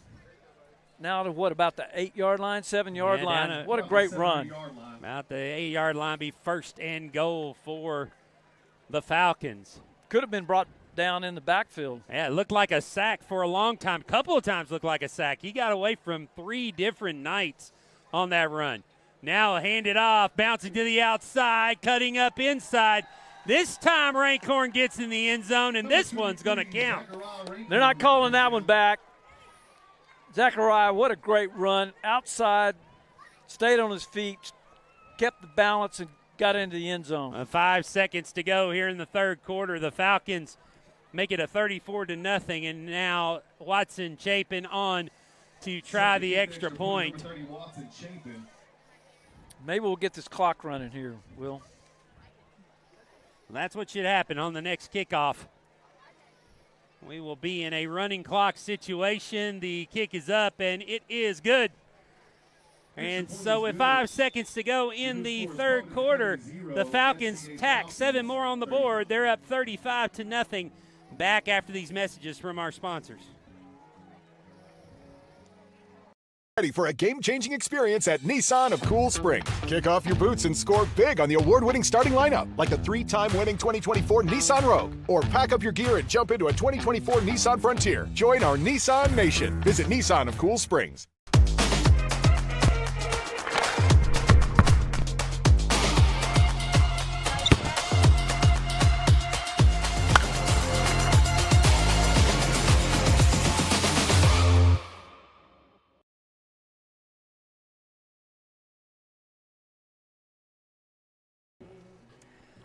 Five seconds to go here. Falcons up 35-0. So this should trigger a running clock for the rest of the game unless the Knights score. So after the kickoff, we'll run this clock out probably in the flip the field. But offense had been sputtered that time. The fresh legs of Rancorn really, I think, made a difference. Oh, absolutely. Absolutely. Yeah,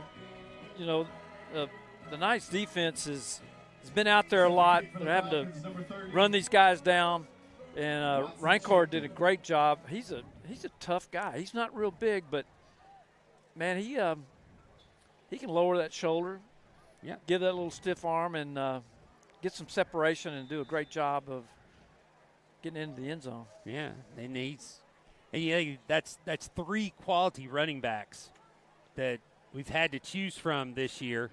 That really helped. Another kick that falls inside the 10. They're going to try to return it. Heading toward the middle field. Now reverses it back to the outside. Got room across the 30. Falcons are going to finally pursue and bring him down around the 35. But that's going to run it out for the fourth quarter. Watson Chapin did a great job hesitating and then closing in on him and making a great tackle, because I think Watson might have been the last line of defense there. He might have gone all the way if Watson hadn't gotten him on the ground. All right, so we'll be back, flip the field, back in the fourth quarter in just a moment on the Falcon Sports Network.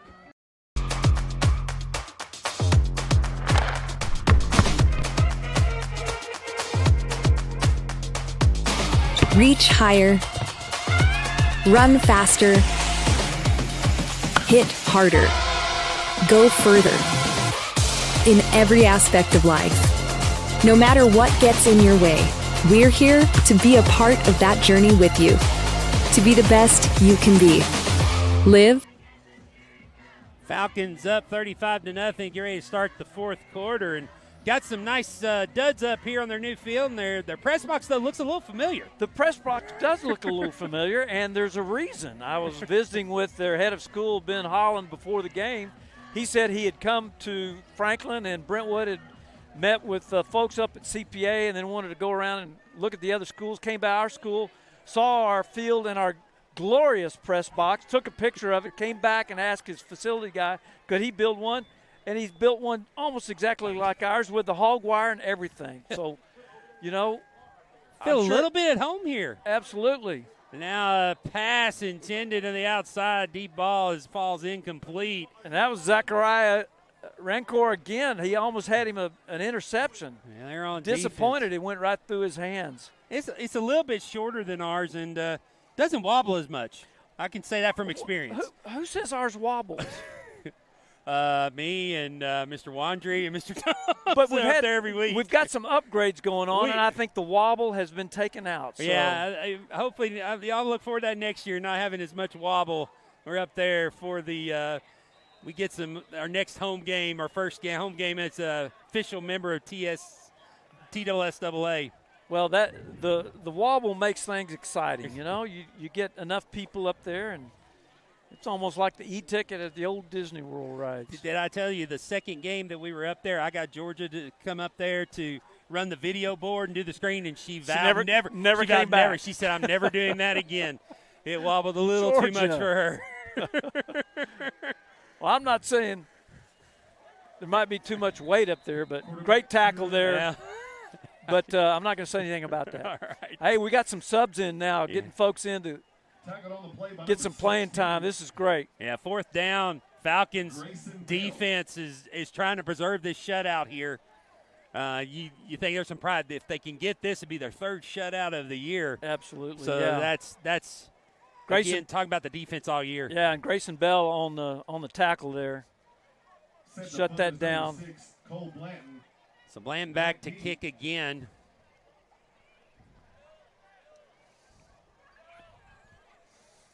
On a fourth down and 10. Bland will kick this one away. Line drive's going to hit. Falcons get away from it. Actually, they should be running further away from it. They're a little bit too close there. But it's finally down. Down on the play just inside the 30. Inside the 30 at the 29. That's where they'll take over first and 10. Well, great stop there by the some of the backups. So we're working on another shutout with the running clock. We got 9 minutes to go here, Will. See what the offense can do. I'm sure they're going to have some backups in to have part of the fun. See where we can get this first down going and maybe put a few more points on the board. Yeah, I think we got a new running back that might be Noah Erod back there. I'm not 100% sure. Griffin D'Souza out here, split out at the right. All right. Washburn still in at quarterback, looking to throws it to the outside. It's caught. And a good gain out to so Ainsley Bass with the catch out to the 39, be 2nd and 1. Nice route, little stick route, gets the first down marker, turns, and Cash Washburn drops it right in on him. Now Washburn will come out. It's going to be Sayla Justice coming back in. Washburn, a great game by the sophomore again, third week in a row, and gets a big hand from the Falcon faithful that did make the trip up here and his teammates. Is that Erod in at running back? I think so. Justice going to hand it to him. Erod moving inside is going to get the first down, and Moore refusing to go down. Finally does across the 40 for another Falcon first down. Nice run there, Noah. Securing the ball, making sure he's staying low, churning his legs, making yards after the contact, getting that first down. Keep this clock running. Tackled by several Knights.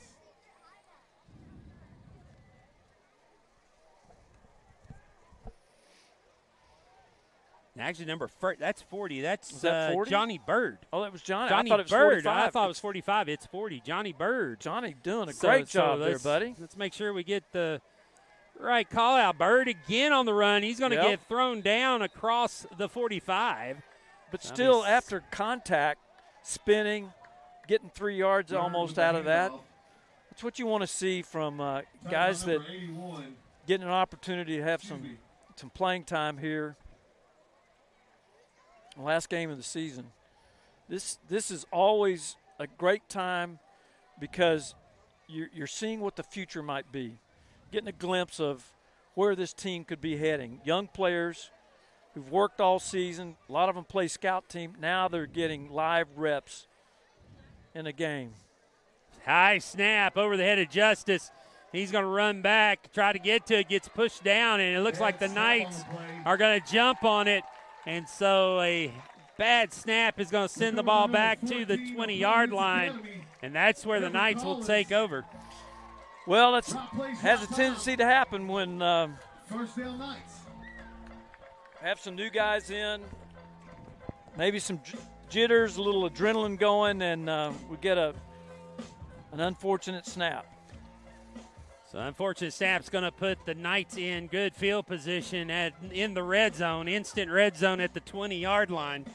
Clock running, almost down to 6 minutes. So the Falcon defense is really going to have to step up if they want to preserve the shutout here. Looking to throw. Flat throw. Pennington gets it. Rumbles up. Goes down at the 11-yard line. So that'll be a gain of 9, a 2nd and 1 coming up.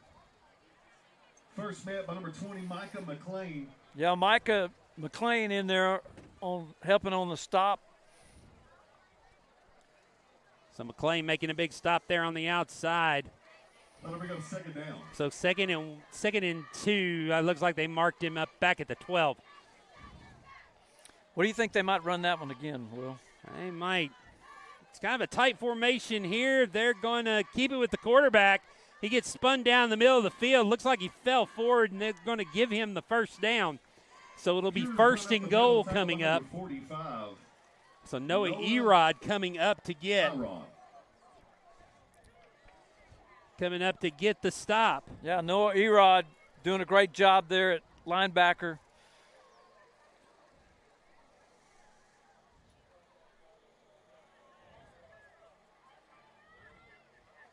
So now again, another tight formation. They're going to hand off, sweep around the right side, heading for the pylon, and getting in. It will be a touchdown for the Knights. Number 22. Nice job on the sweep there. For Providence. Knights are not going to be denied getting into the end zone here in the fourth quarter. So the Knights take advantage of the turnover, get the touchdown. So with 4:35 to go here in the fourth quarter, that will stop the running clock. Set the kick, number 9, Jacoby Pure. Pierre on for the extra point.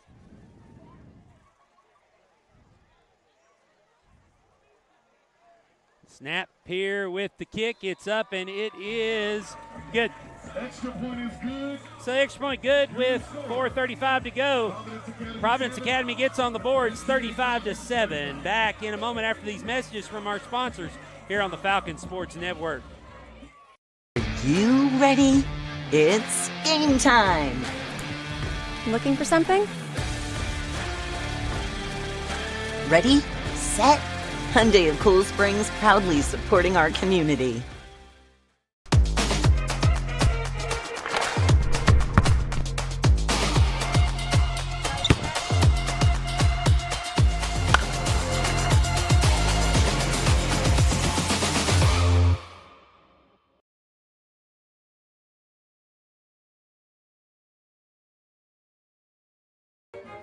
Well, 7 seniors playing their final game for the Falcons tonight, and they are going to leave the field in a good mood. Absolutely. Be a nice trip, and got a little recreation for the boys tomorrow.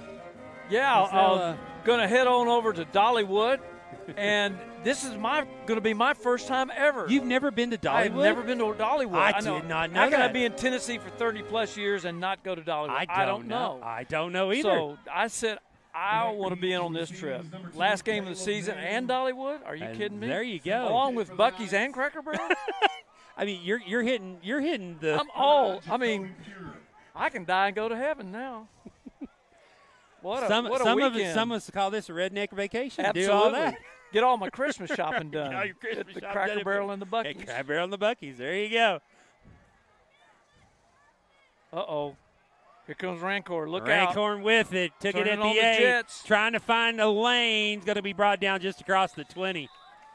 Number 23, Zachariah Rancourt. And I can say that as a graduate of Wartburg Central High School, Where? where we were the rednecks of the rednecks. At Wartburg. Yeah. Spell that. Wartburg.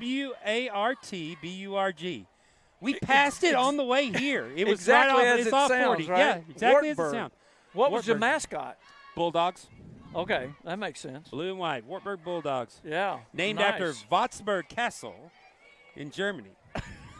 This is found by German immigrants back in the 1800s. Oh, okay, all right, Yeah. I'm with you. Hey. I'm not sure But I know but they countryized the name. no kidding? They had to Really? make it Wartburg. Wartburg. Coach, Mr. Shipman, I love that story. Well, we got Sayla Justice back in at quarterback. Yep. Trying to get Micah McLean lined up. He's coming out here over to the right. Let's see if we can get this offense churning here. We're running a little 4-minute offense here and close it out. Justice going to throw the outside just a little high. Pass intended for number 33. Intended for 33. That is Zach Zach Sexton, yeah. Ball's just incomplete. Zach. It's another one of those Second down. seniors getting some time tonight. Stopping the clock. We're getting everybody in. Yep. This is good times right here. Building for the future. Building for the Will. future. It's going to be like we talked at the opening. Coming off making this a 500 season, a 4-4 is Yep. going to feel a lot better than 3-5. Now get McLean up on the line. Justice takes the snap. Handoff. Bird with it, gets across the 25, Nice down to run. the 23. Nice run, yeah. Number Yep. 40, Jake Bird with the run. Tackle by number 7, Ford Bowman. Going to bring up 3rd and about 6, Will. Yep. So, again, this is the independent season. I played 8 games under our belts, 11-man football. Next year, join Class A, Yep. TSSAA. Division II Class A in the Central Region. Should be fun. Should be fun. See a couple of teams that we played this year in that region. Run through the middle by Bird's going to get across the 30, so that's going to bring up a 4th down. Nice job, Sayla, bringing that snap down and getting the handoff clean.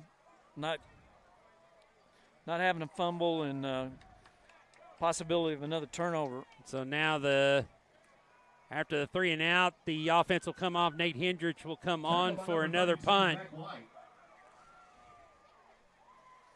The running back just short of the first down. Need Nate to blast this one. Yeah. Give it the Stonehouse special. Or maybe that other Hendrick guy that did some punting back in the day. Yeah, the one's got a Super Bowl ring or something like that. Yeah. Uh-huh. That guy. That would be his dad.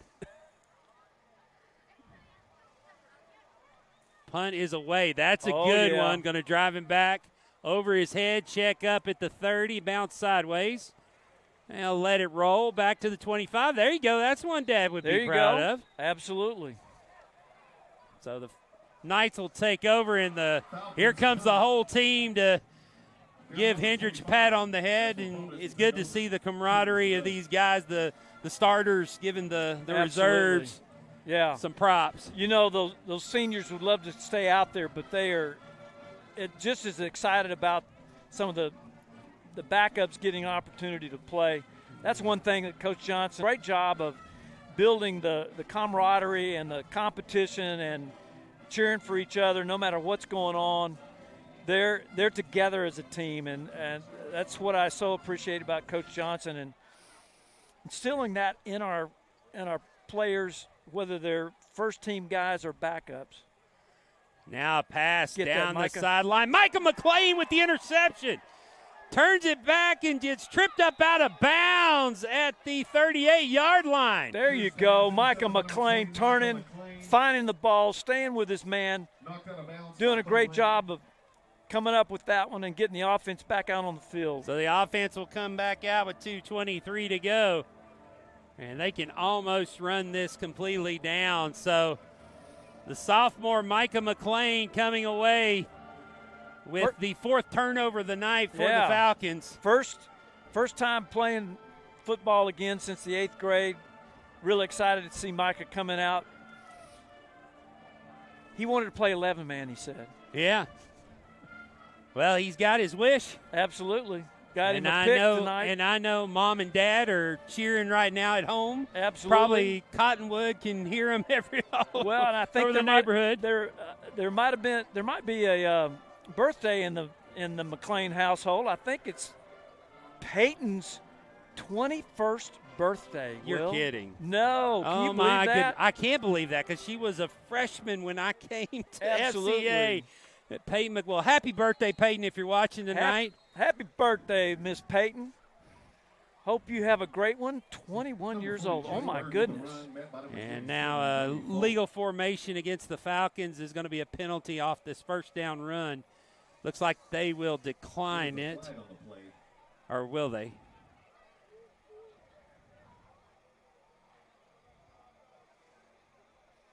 Are they going to say a dead ball?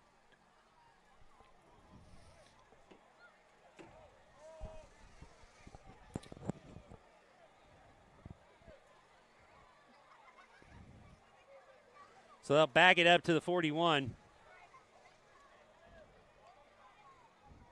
With 2:16 to go. Snapping a handoff. Bird again with it. He's going to get thrown down at the 37-yard line. And they're going to let the clock run here. Or are they? There's a whistle. Talk about Ford Bowman.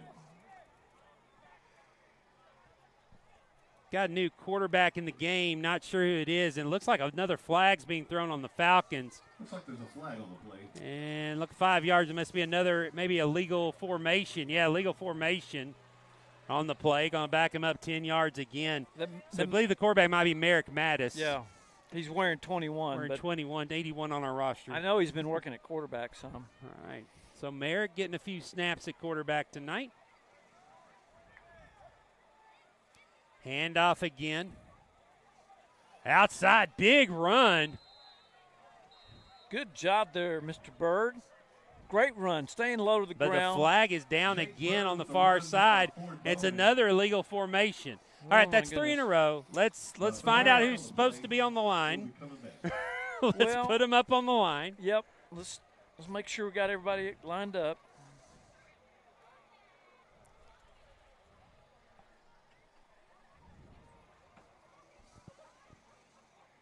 Bird's saying I've gained like 22 yards on the last 3 plays, but we've lost 15.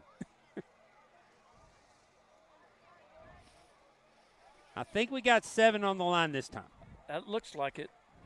That's what I count. Bird with it. Steps back.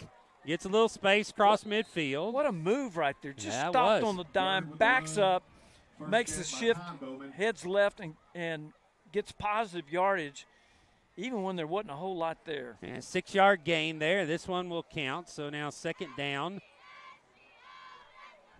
coming up. Johnny is just making a case for getting some playing time this next year. Don't you think? Yeah, I think he is. Absolutely.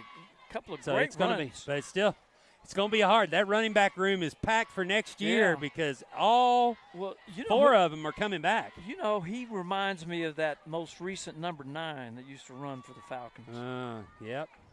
One Mr. Sam Oberhausen. Yep. He has some of that balance and shift. And he does, and then just needs a few more pounds. Yep. And a couple more inches, which I'm sure is in his future. Absolutely. So now put the ball down at the 37. I think got to snap it one more time. Then that'll do it. So 4-4, 500 record. And it looks like they'll go into a victory formation here. Hats off to the seniors that stepped up this year and helped us move into the inaugural 11-man season. So grateful for their leadership, and this was not easy, you know, to not have a playoff to work towards and have the opportunity to help us move into a whole new era of football at Franklin Christian Academy. We dreamed about this for years, knew that at some point we needed to make that move into 11-man football and into TSSAA. I think we've got the numbers now, got the coaching staff. So thank you, class of 25 seniors. You're great folks. Will be remembered for what you've given our football team and these younger guys. So what a fun night. What a great setting and a great game. Proud of our Falcons and the way they represented our school tonight. Yeah, great trip, great season. Good to end it on a 3-game winning streak. Absolutely. And the defense stepped up again tonight, and we got a lot to look forward to next year, making that jump. And there's a lot of key positions coming back. And so the future is looking good. Absolutely. A lot to build from here, buddy. This is really going to be fun. Well, thank you for being up here with me tonight. This Had was loads of fun. This was fun. What do you think? I think you should come back next year and do it. So, well, I got to check with my agent. Yeah. Make sure that we've got everything structured right. But this was fun, Will. Thank you for letting me do this. I had a blast. Enjoyed it. And Falcon Nation, don't forget, coming up November 9th will be our first basketball game. It will be away. We've got a lot of away games to start the schedule. Our first home game won't be in December, but a lot of those games you will be able to see here on the Falcon Sports Network. So make sure that you check the Falcon Flyer for the schedules and everything as we get started with basketball coming up. I'm excited about that as well. On to the hoops, and come see the redesigned, refurbished gymnasium, and basketball is going to have a great year. We're really excited about it. Coach Smith, Coach Wynn, looking forward to the varsity. Middle school is going to have a great season, and so come on out to Ward Gymnasium and cheer on the Falcon basketball hoopsters. Absolutely. So, once again, I'm Will Shipman. Thanks again to Hugh for being up here with me. Final score, Falcons win it 35-7. Everyone out there in Falcon Nation, have a great evening and God bless.